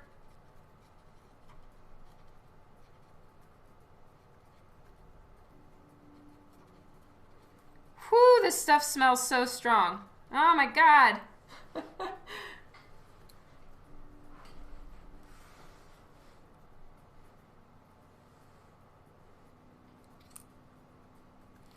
Dan said for any of you who want it, just email me, and I can,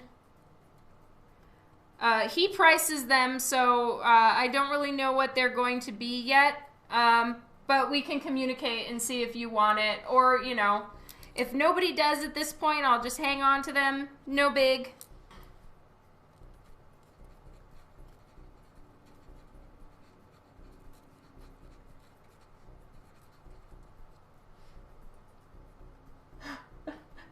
Hello, Sheldon. Thank you. So I need to fill that in right there. I'm probably going to just do it with white acrylic paint once I get the other one ready for paint.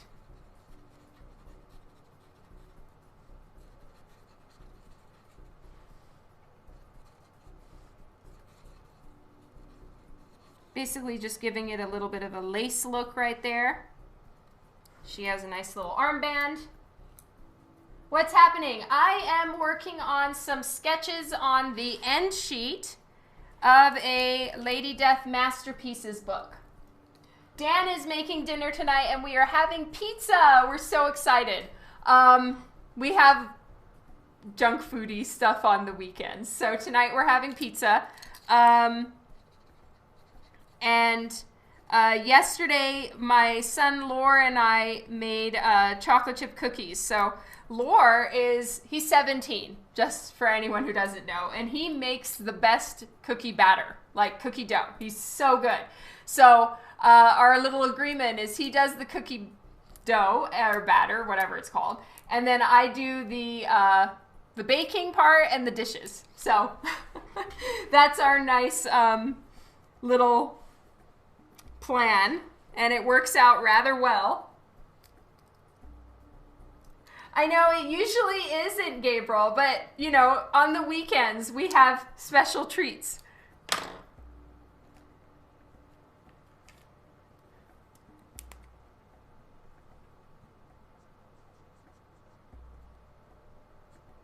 So I'm kind of going over my lines here, my paint lines.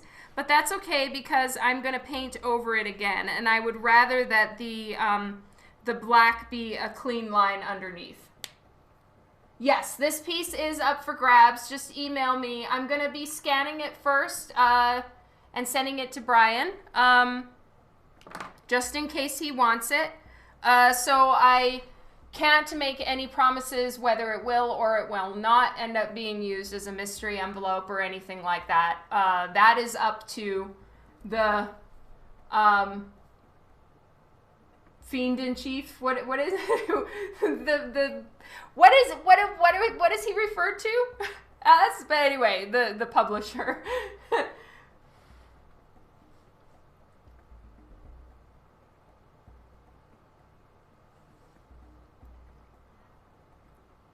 The Supreme Fiend. Hello, John Overbay. Thank you so much.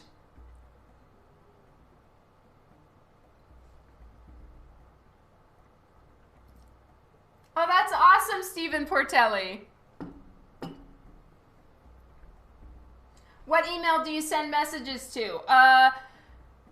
art@donmctague.com. I know my name is difficult to smell. My name is difficult to smell. Spell. Let me see. I think I can enter a broadcast announcement. Let's give this a try. Yes, it's the fumes, I'm telling you. art@donmctague.com. Let's see if this works. Did it work? Yes, it worked.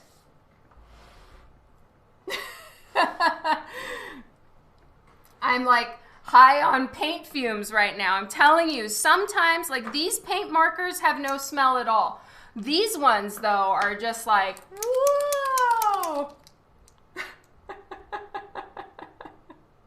I am slurring my words, Mike. It's the paint marker, I swear. There is no spiking in my coffee. This is legit water. But anyway.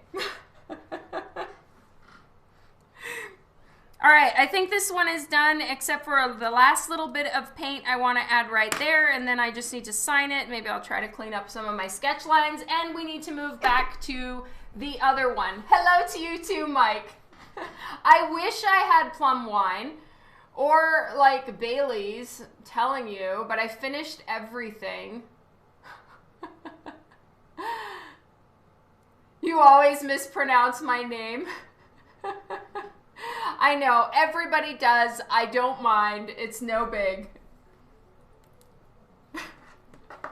Okay, I will be right back. I'm switching out my books.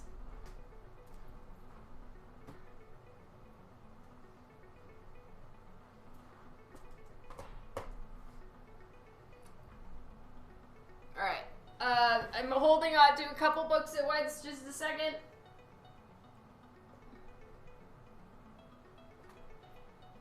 So I need to keep the book open, but I don't really want to like crease this too much, so I'm trying to be careful and hold it. I love having a little bit of Bailey's like after dinner. It's like the best dessert. Now, I'm really a cheapskate when it comes to alcohol. So I don't even buy the Bailey's brand. I'll buy like the Superstore brand. You know, the cheapest one.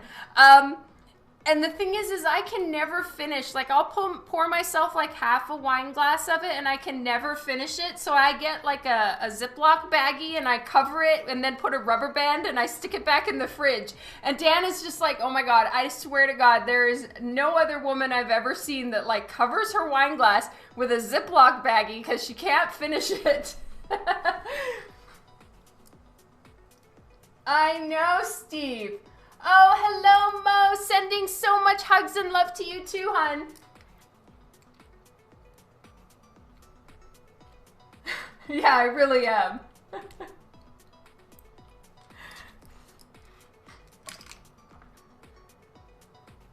Okay, so I'm gonna do a little bit of an erase on this. You do the same thing? Oh my God, yay.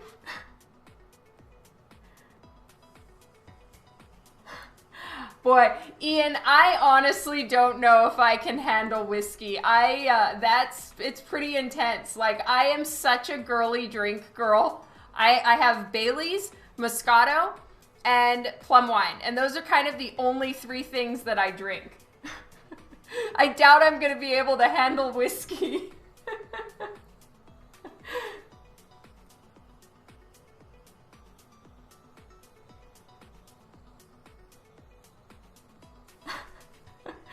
Oh no, Paul, I'd never even thought of that.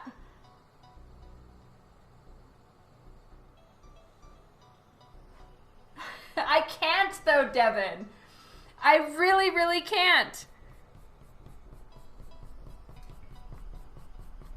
Then it's just wasting it because I'd enjoy it so much more the next day. So that's what I do.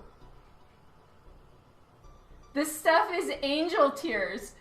What does that mean, Ian?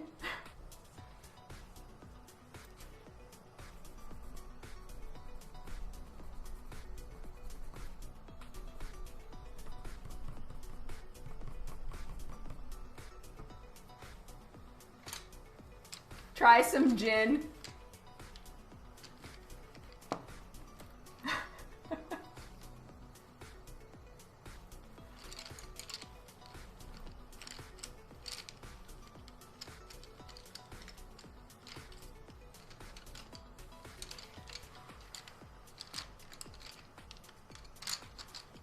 I guess that's the right red.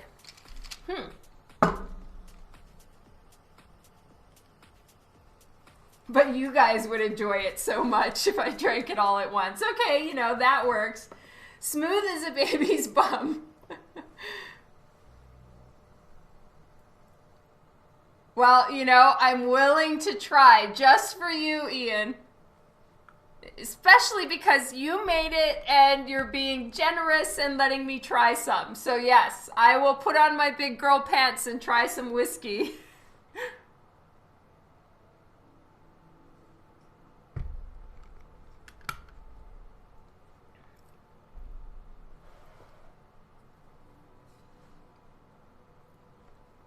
Breathes from the bottle to your glass. I don't think the kind of wine I drink needs to breathe. Isn't that mostly like red wines?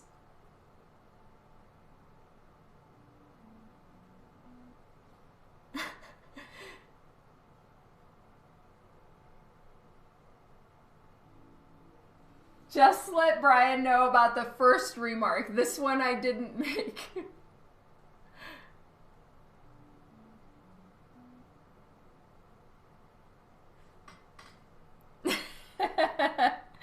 We'll see, Ian.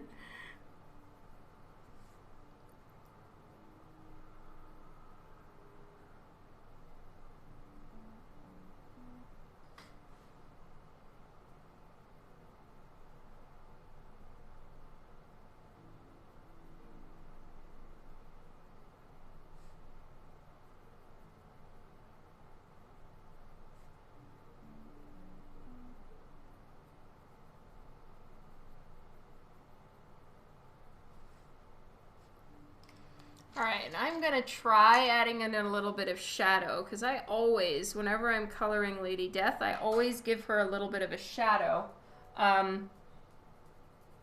under her eyelid. I feel like it gives, it just makes it look a little bit more natural. Because, you know, we all end up having a little bit of shadow right there.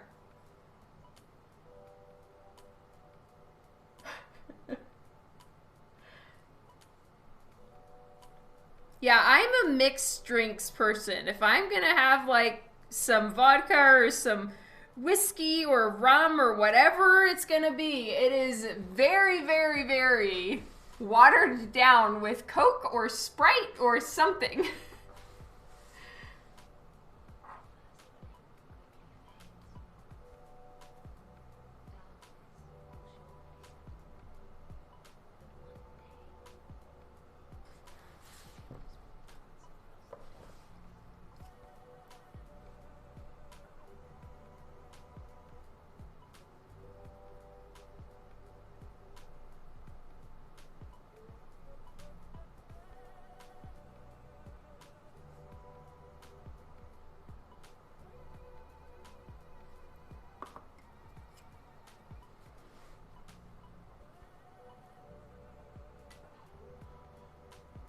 Have a shandy.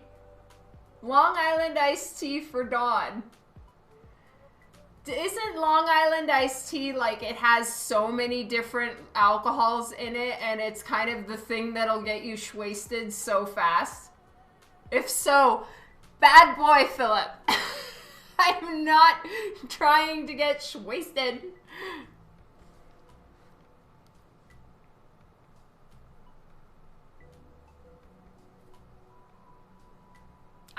If I'm gonna have a drink, it's a mixed drink, and there is 1 ounce of alcohol in it. That is it.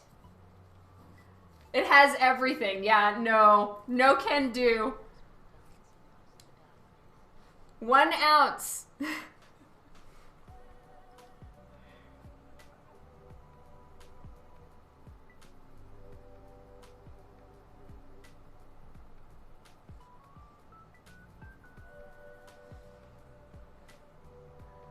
my God, Tom. How much is that? I mean, okay, 7, and there's 4 in there. So what, you had like 24 ounces?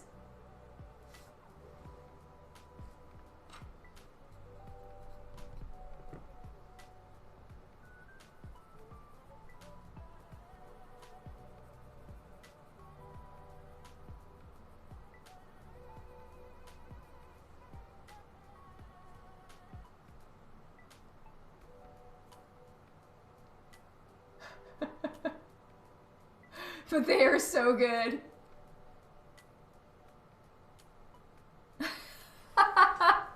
And how'd you feel the next day?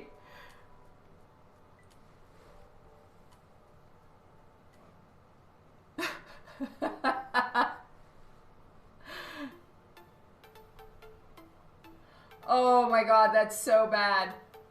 Mark, hello! Welcome to the stream today.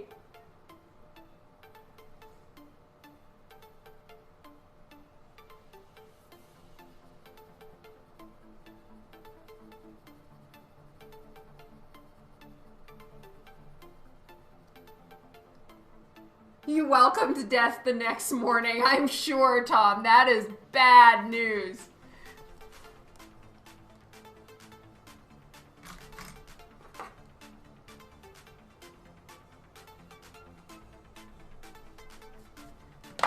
Okay, reds. Oh, I have 2 reds. No, one is more orange than red. Oh, I'm glad I found that.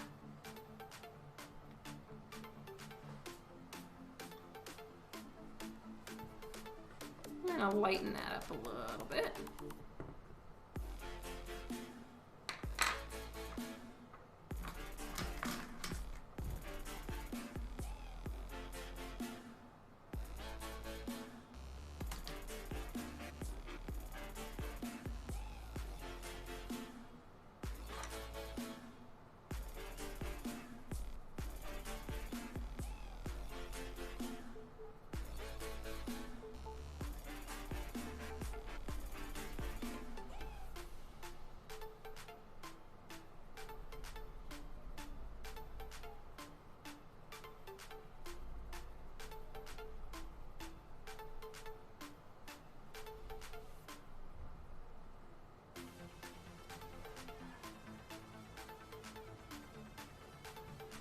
Yes, the Twitch followers are the rowdy ones, that's for sure. That sounds disgusting, Devin. Room temperature Guinness. Or is that how it's supposed to be drunk? I don't like beer, so.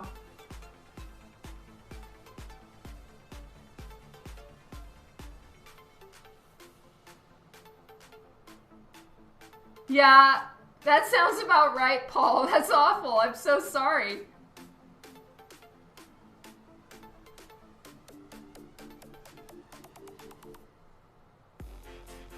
That's how you're supposed to drink it. Ooh.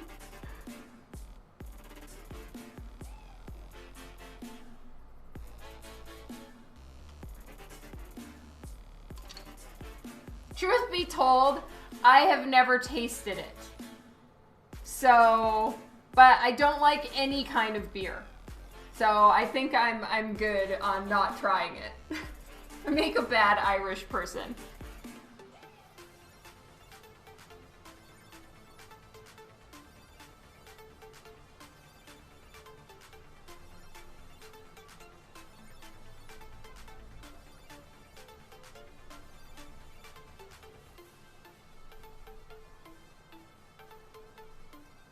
I'm just adding some dark red to it. It's sort of like a maroon or a plum.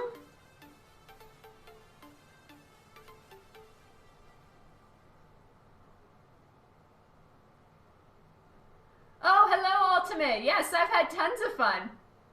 My ancestors would be disappointed, but oh well.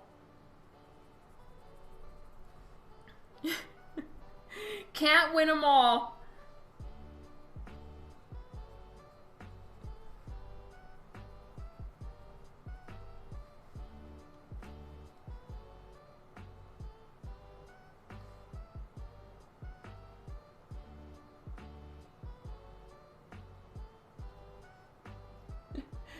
You don't do beer either. Mixed drinks, wine, or shots. Aw.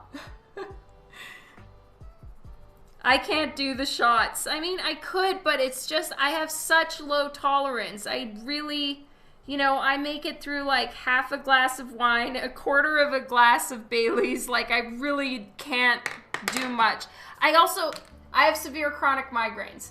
So adding a hangover to that is like literally the worst thing. I would sooner die. So I have to really watch it on that too. Plus, I'm a giant lightweight.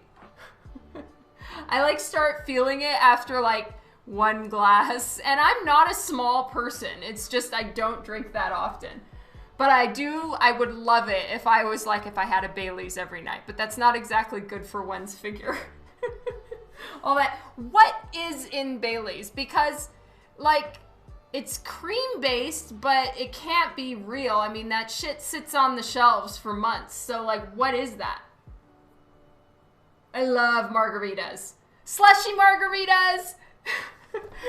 When I'm back in Phoenix, I've got to go somewhere and have the slushy margaritas. They're the best.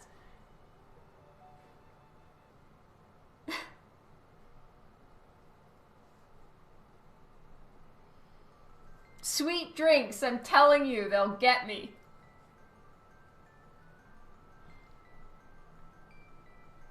There's a place in that strip mall right by Phoenix Comic Con, the convention center. There's like, it's like a round strip mall area, and there's a bunch of restaurants, and there's one restaurant that has really good quesadillas and amazing slushy margaritas. I don't know what it's called, but next time I'm down at Phoenix Comic Con, I can walk there and find it. I know where to go.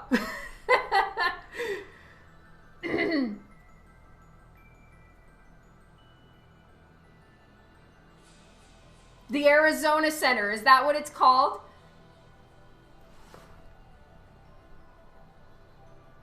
I'm sure Tom knows what I mean.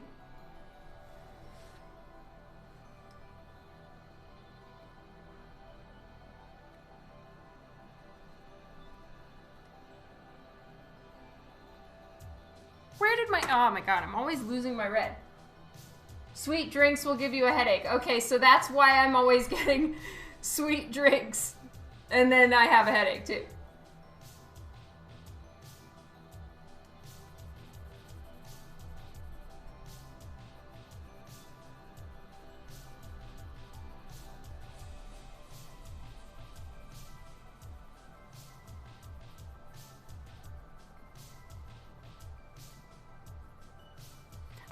I like slushy margaritas that are basically, they have the consistency of a Slurpee. If you're familiar with the 7-Eleven Slurpee, that's the consistency it should be. When they're like these, they have these big old ice chunks that you have to chew the whole time. I mean, nobody wants that, but that's what they're always giving you. And it's just a hard pass on the ice chunks. Mi Amigos is the name of the restaurant. Okay, I need to remember that. I'm gonna write it down. Mi Amigos. Art Spill Galaxy, thank you so much for the follow and the salted rim. That's right.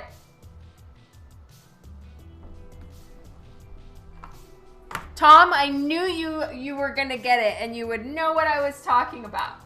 Mi Amigos, have you been there? Of course you have.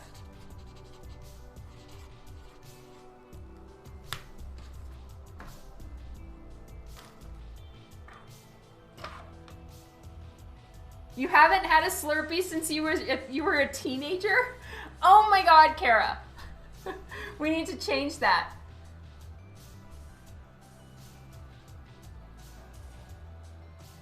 Oh, that is so cool, Scott. I do need to come back to Phoenix.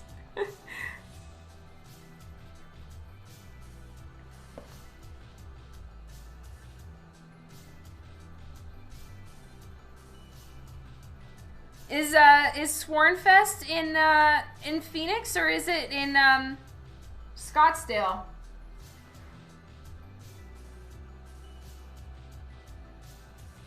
Good, get her a Slurpee. Yes.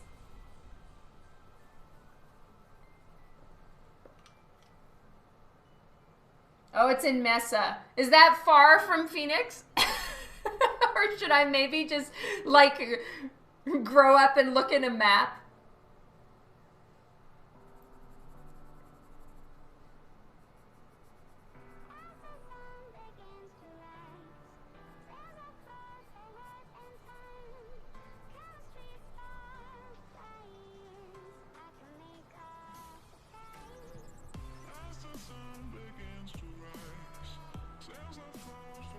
Yes, well, I may have to, like, keep my Slurpee, my penchant for slushy margaritas out of the topic of conversation at Fiendfest because, you know, then everybody is gonna know what a, like, lightweight I am and I'm not metal enough.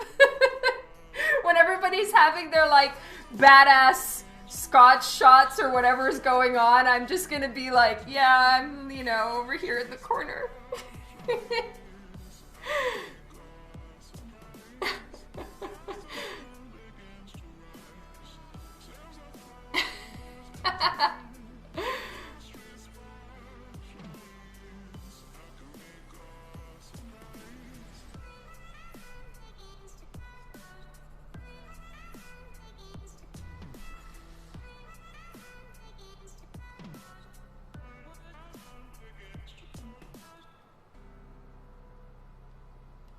Somebody will have moonshine. Yeah, I'm gonna have to not do that.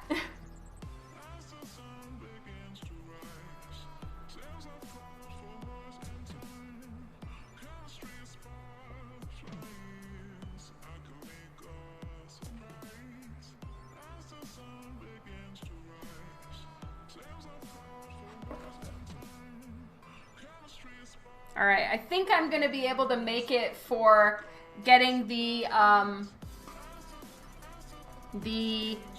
white paint on, and then it's gonna be dinner time. And I want pizza.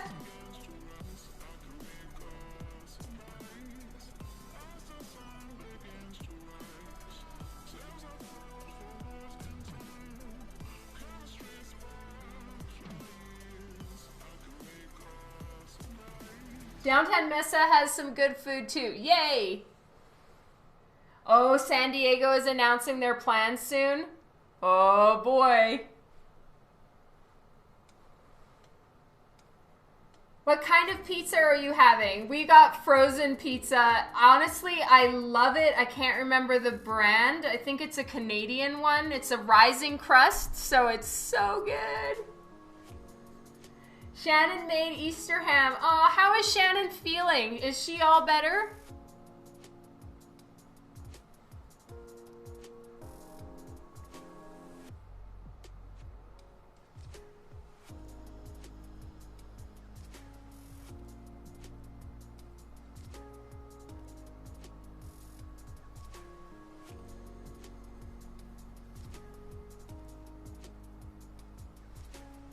Totally better. That's wonderful to hear.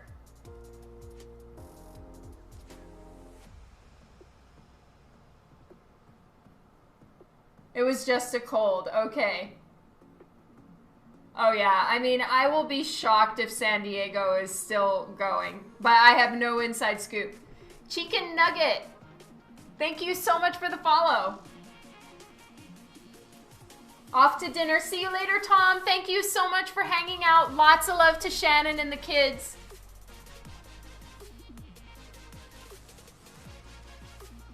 Oh, I love DiGiorno. Here it's called something different. I can't remember.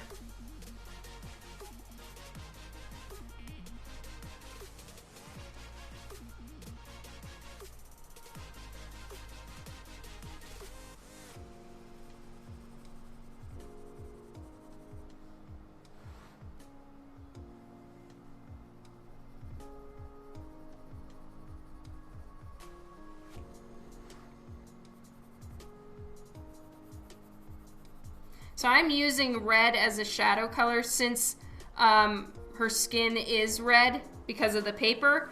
I'm just using red as like a shadow tone as well. Just in places that I feel it may need a little bit of shadow to kind of clarify what's happening.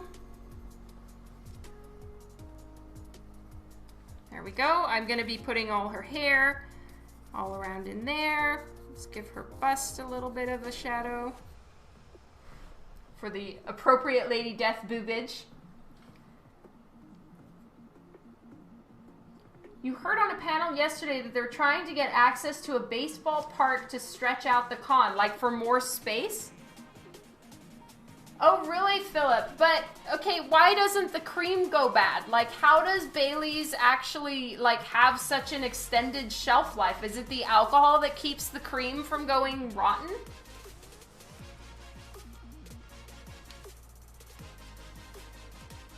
Maybe this one has potential. Paul, let me finish. There's still more goodness to happen. I may wow you yet. I'm working on it.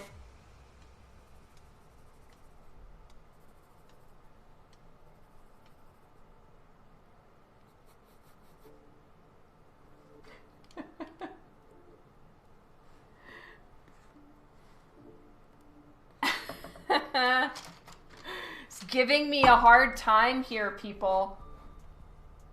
After the cream rises to the top. I do not understand what that means.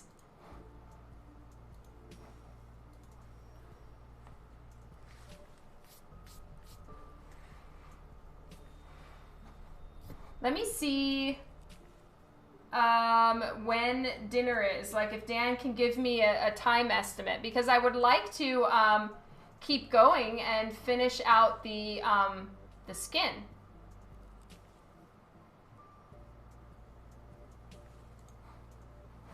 Okay, let me get the...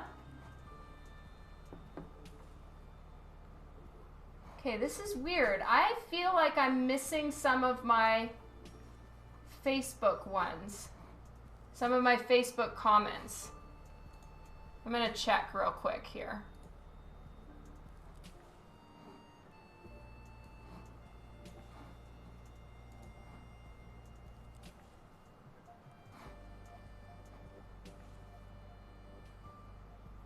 Oh, thank you so much, True Deadman.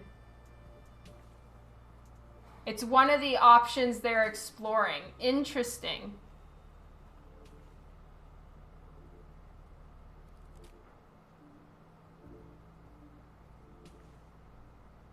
Okay, yeah, it looks like I'm missing comments from Facebook. This is not good. Like, only what's coming in is from Twitch.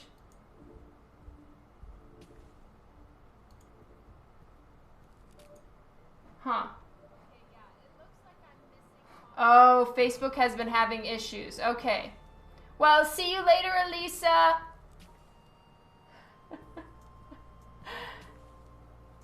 Have I got an idea on what I'll be charging at Swornfest? Brian Perry, I am so sorry that I haven't been seeing the Facebook comments, so something happened there.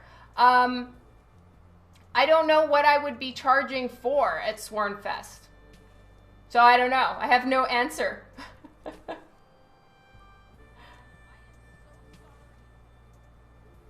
Thank you so much, Derek, Ken. Thank you so much, Sheldon.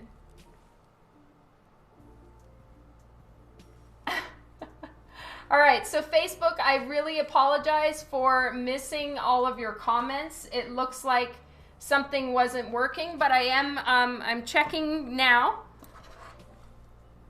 Thank you so much for your kind comments.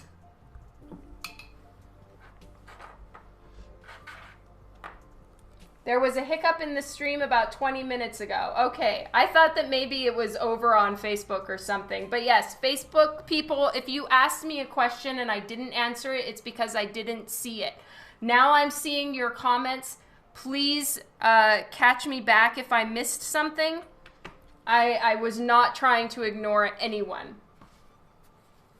Yes, so what I have is I have a unified chat. So I can see everything on one unified chat, and then by the icon of your like profile image, it has like a little comment thingy that says whether it's coming from Twitch or Facebook or any of those things. It has like a little color code.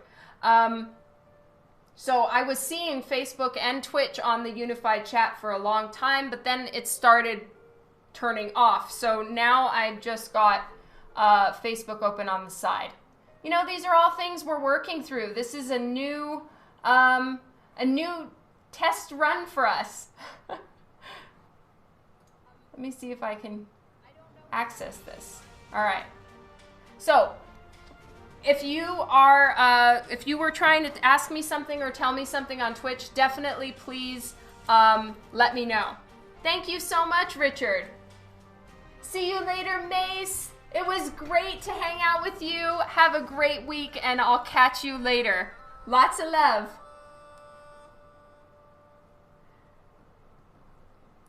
Thank you, Eduardo. You never lost visual. That's good to know, Len. I'm so sorry that I lost your comments, though. So, I have not been trying to ignore you if anybody said anything.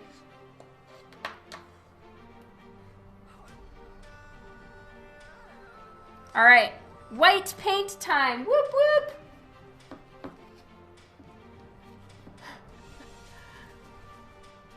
I don't know if I already thanked you, Richard, but thank you so much. Love you too.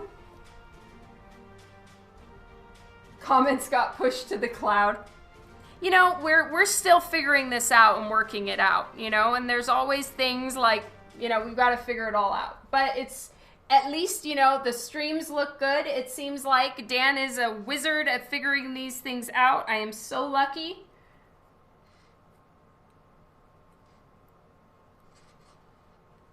All right, so I am using, for anybody new, I am using Matte Fluid Acrylic by Golden, and it's titanium white. William, hello! I will be adding in her crown details once I'm done. Ooh, not good. I forgot to do the black of her top. So just 1 second, everybody. I need to do the black first.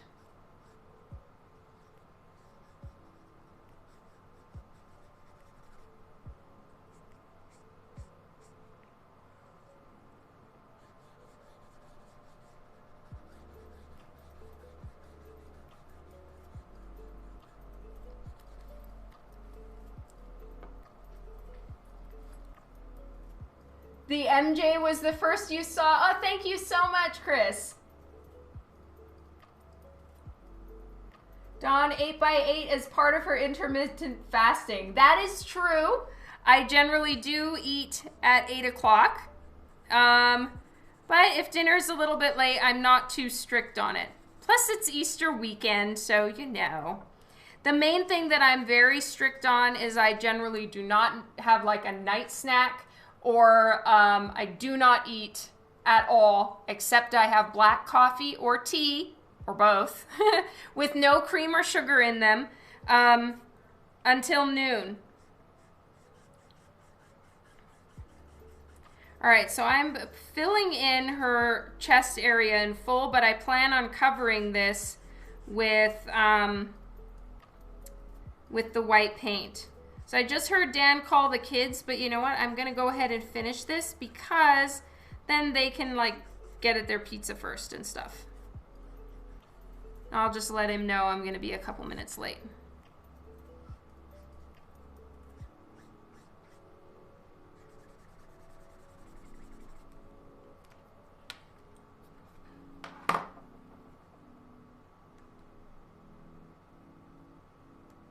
Oh, that's so awesome, Philip.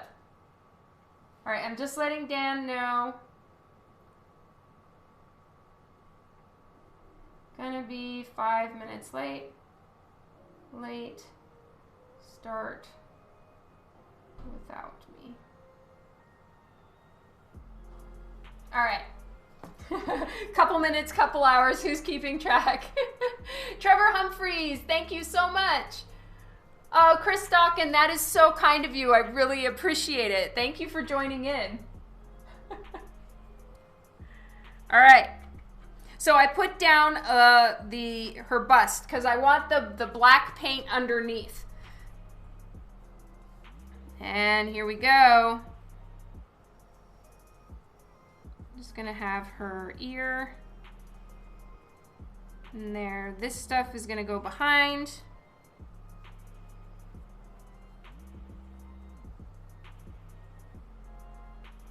So for this one, I'm gonna give her a little bit more, at least this is my plan, is to make her hair just a little bit more with a bounce or curl to it.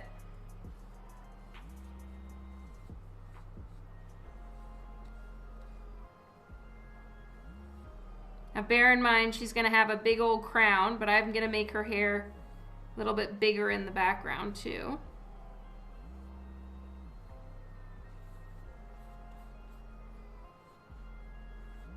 The crown I'm gonna do with the gold paint pen.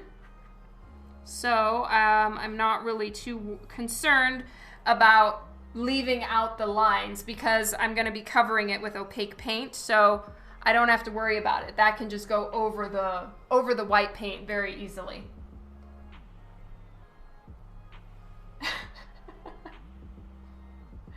I will definitely show you both before I sign off for today. And you guys can all decide which one is better.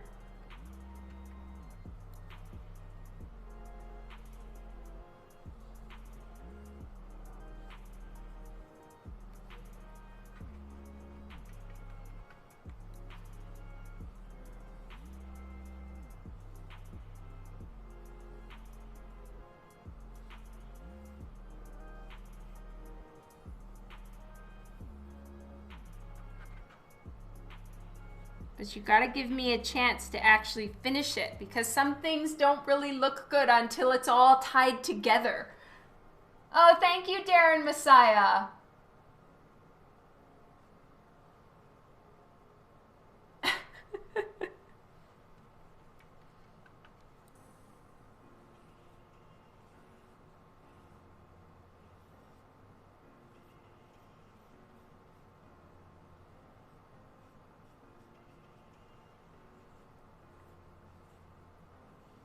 I generally have an opinion of like which, you know, I'll kind of rate my own work of like which things I think are better or which are my best covers or best whatever of the year.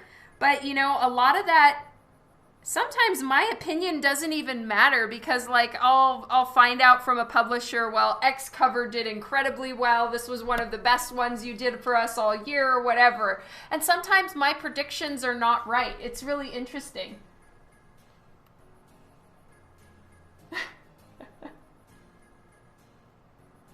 Aw, thank you, Gabriel. So much hugs to you. That means a lot. What paint and brushes do I use? Hello, Sean. Just so everybody knows, on my Twitch crew, you guys understand. But anyone on Facebook, just so you guys know, I am live streaming to both platforms today on Twitch and Facebook. So if you see comments that I'm answering a comment that you don't see or you don't know who I'm talking to, it's because I'm working and toggling between two, but I do have a unified chat so I can see all the comments, except for some reason now Facebook isn't showing up in my unified chat, so I'm catching up here. All right, so I am using, right now I am using Golden Brand matte fluid acrylic in titanium white, and I've just got a little bit of water on my brush just so that it's not like super sticky. Otherwise the paint, it doesn't quite go down smoothly, but you got to watch out with how much water you're going to put in or you're going to end up with the paint not being very opaque. And so, you know, you just got to kind of play with the amount of water that you're using as compared to the paint, blah blah. I am using Princeton Velvet Touch brushes. These are actually not acrylic paint brushes. They're watercolor brushes, but it's what I have, so it's what I'm using. What paint could I use if I could still use other mediums on top? It really depends what paper you're working with and what you're trying to accomplish, Sean. the best thing I can do is recommend that whatever you decide you're using, either test it, or if you're trying to decide what to buy, look up reviews of that specific product. With this stuff, you can use acrylic paint on top of it, and a very small amount of colored pencil, but nothing else really. Oh, Chris Dawkin, I have done work for DC Comics, Image Comics, let me see, who else? Dynamite, Aspen, Rothic, Coffin Comics. The only two companies that I haven't worked for are Marvel and IDW. Oh, and Top Cow. So those are on my wish lists.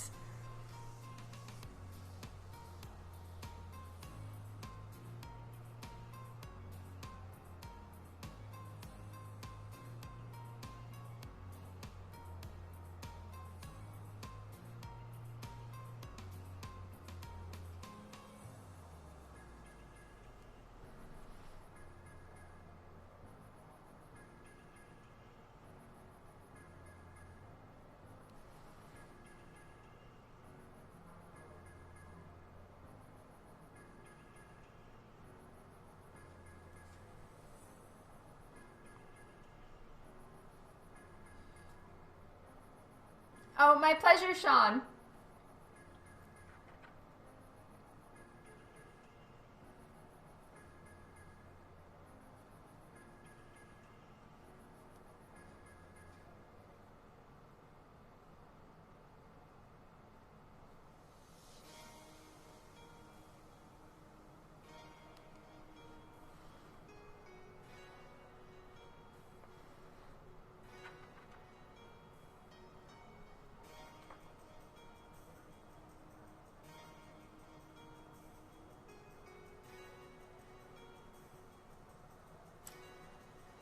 Oh, thanks, Chris Dawkin. I did interiors for Harley and Her Gang of Harley issue 5. And then I've done variant covers for DC. So I did one for Yancey Street Comics. It was a Batman 50, the wedding issue. And then I've done a Detective Comics number 1000 and a Harley Quinn and Poison Ivy issue 1. I also did a Justice League versus Suicide Squad issue 1 variant cover. And then I do interiors for Rothic Comics for the series that I co-create with the publisher J.P. Roth. And it's all about mythology and goddesses, and I paint the whole thing. So now that I've got, I'm back on Facebook Live streaming along with Twitch, I will show you guys the, you can hang with me for the process of creating interior pages and painting them. So I'll be, now that I'm back on both, because I found a way to multi-stream, once I get started on issue 6, I'll be doing interior art on live stream.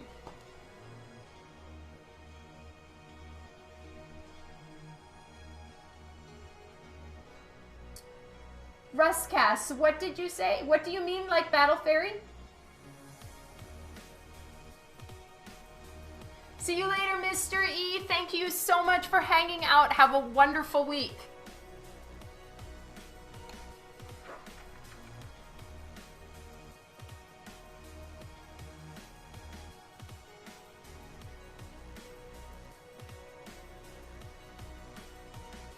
So I'm intentionally making her hair pretty big in the back. It is going to be covered by a crown, possibly roses. I'm still deciding if I want to do the roses.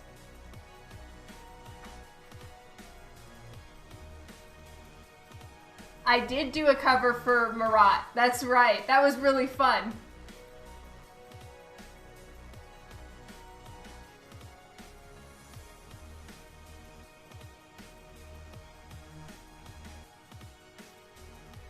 Oh, thank you so much, Chris Dawkin. That is true. Alex Ross is the Uber painter, for sure. But thank you so much for liking my work. Oh, see you later, Mark. Lots of love. I'm gonna finish up her hair, and then I will go, and I'll finish this one up on another live stream probably sometime next week.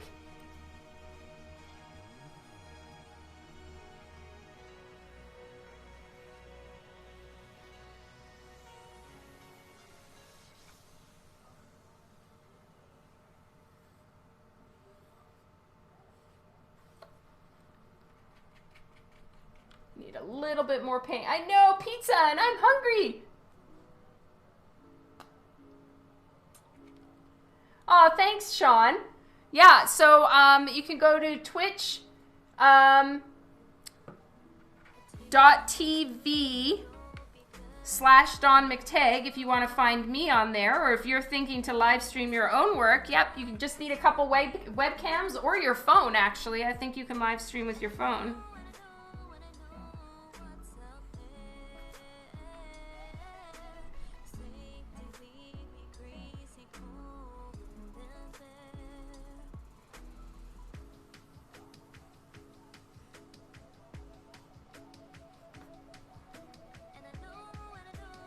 Thank you, Ken.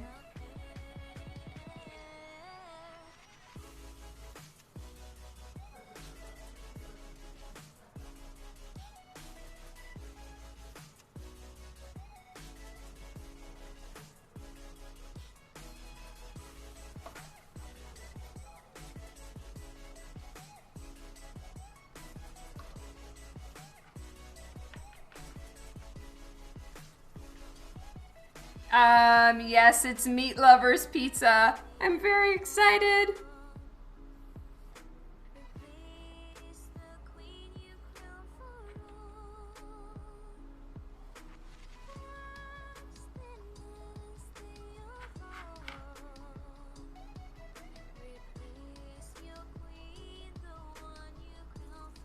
No, thank you so much, Frog.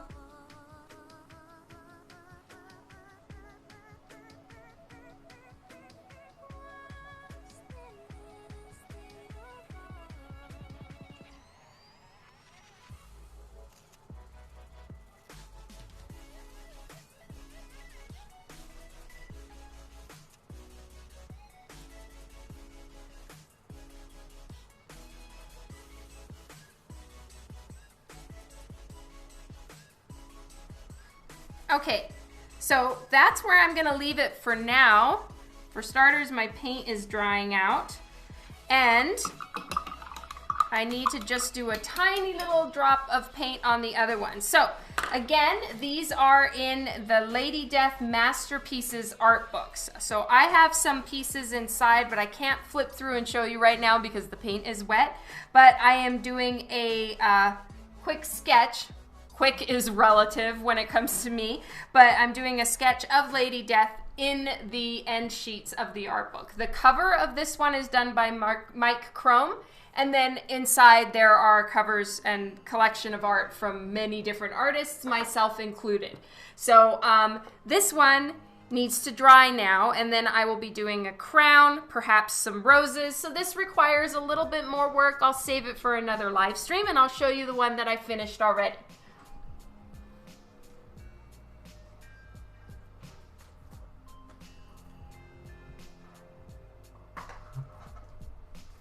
One down.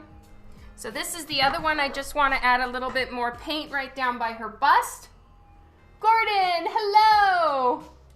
Oh, thank you so much, Richard. Thanks for hanging out for the stream. I really appreciate it. Okay, I just need a little bit of paint. Just scraping some up to just finish this one little spot right there.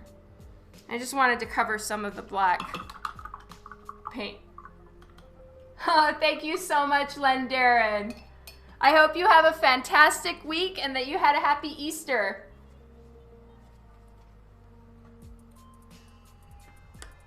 Thank you, Gabriel.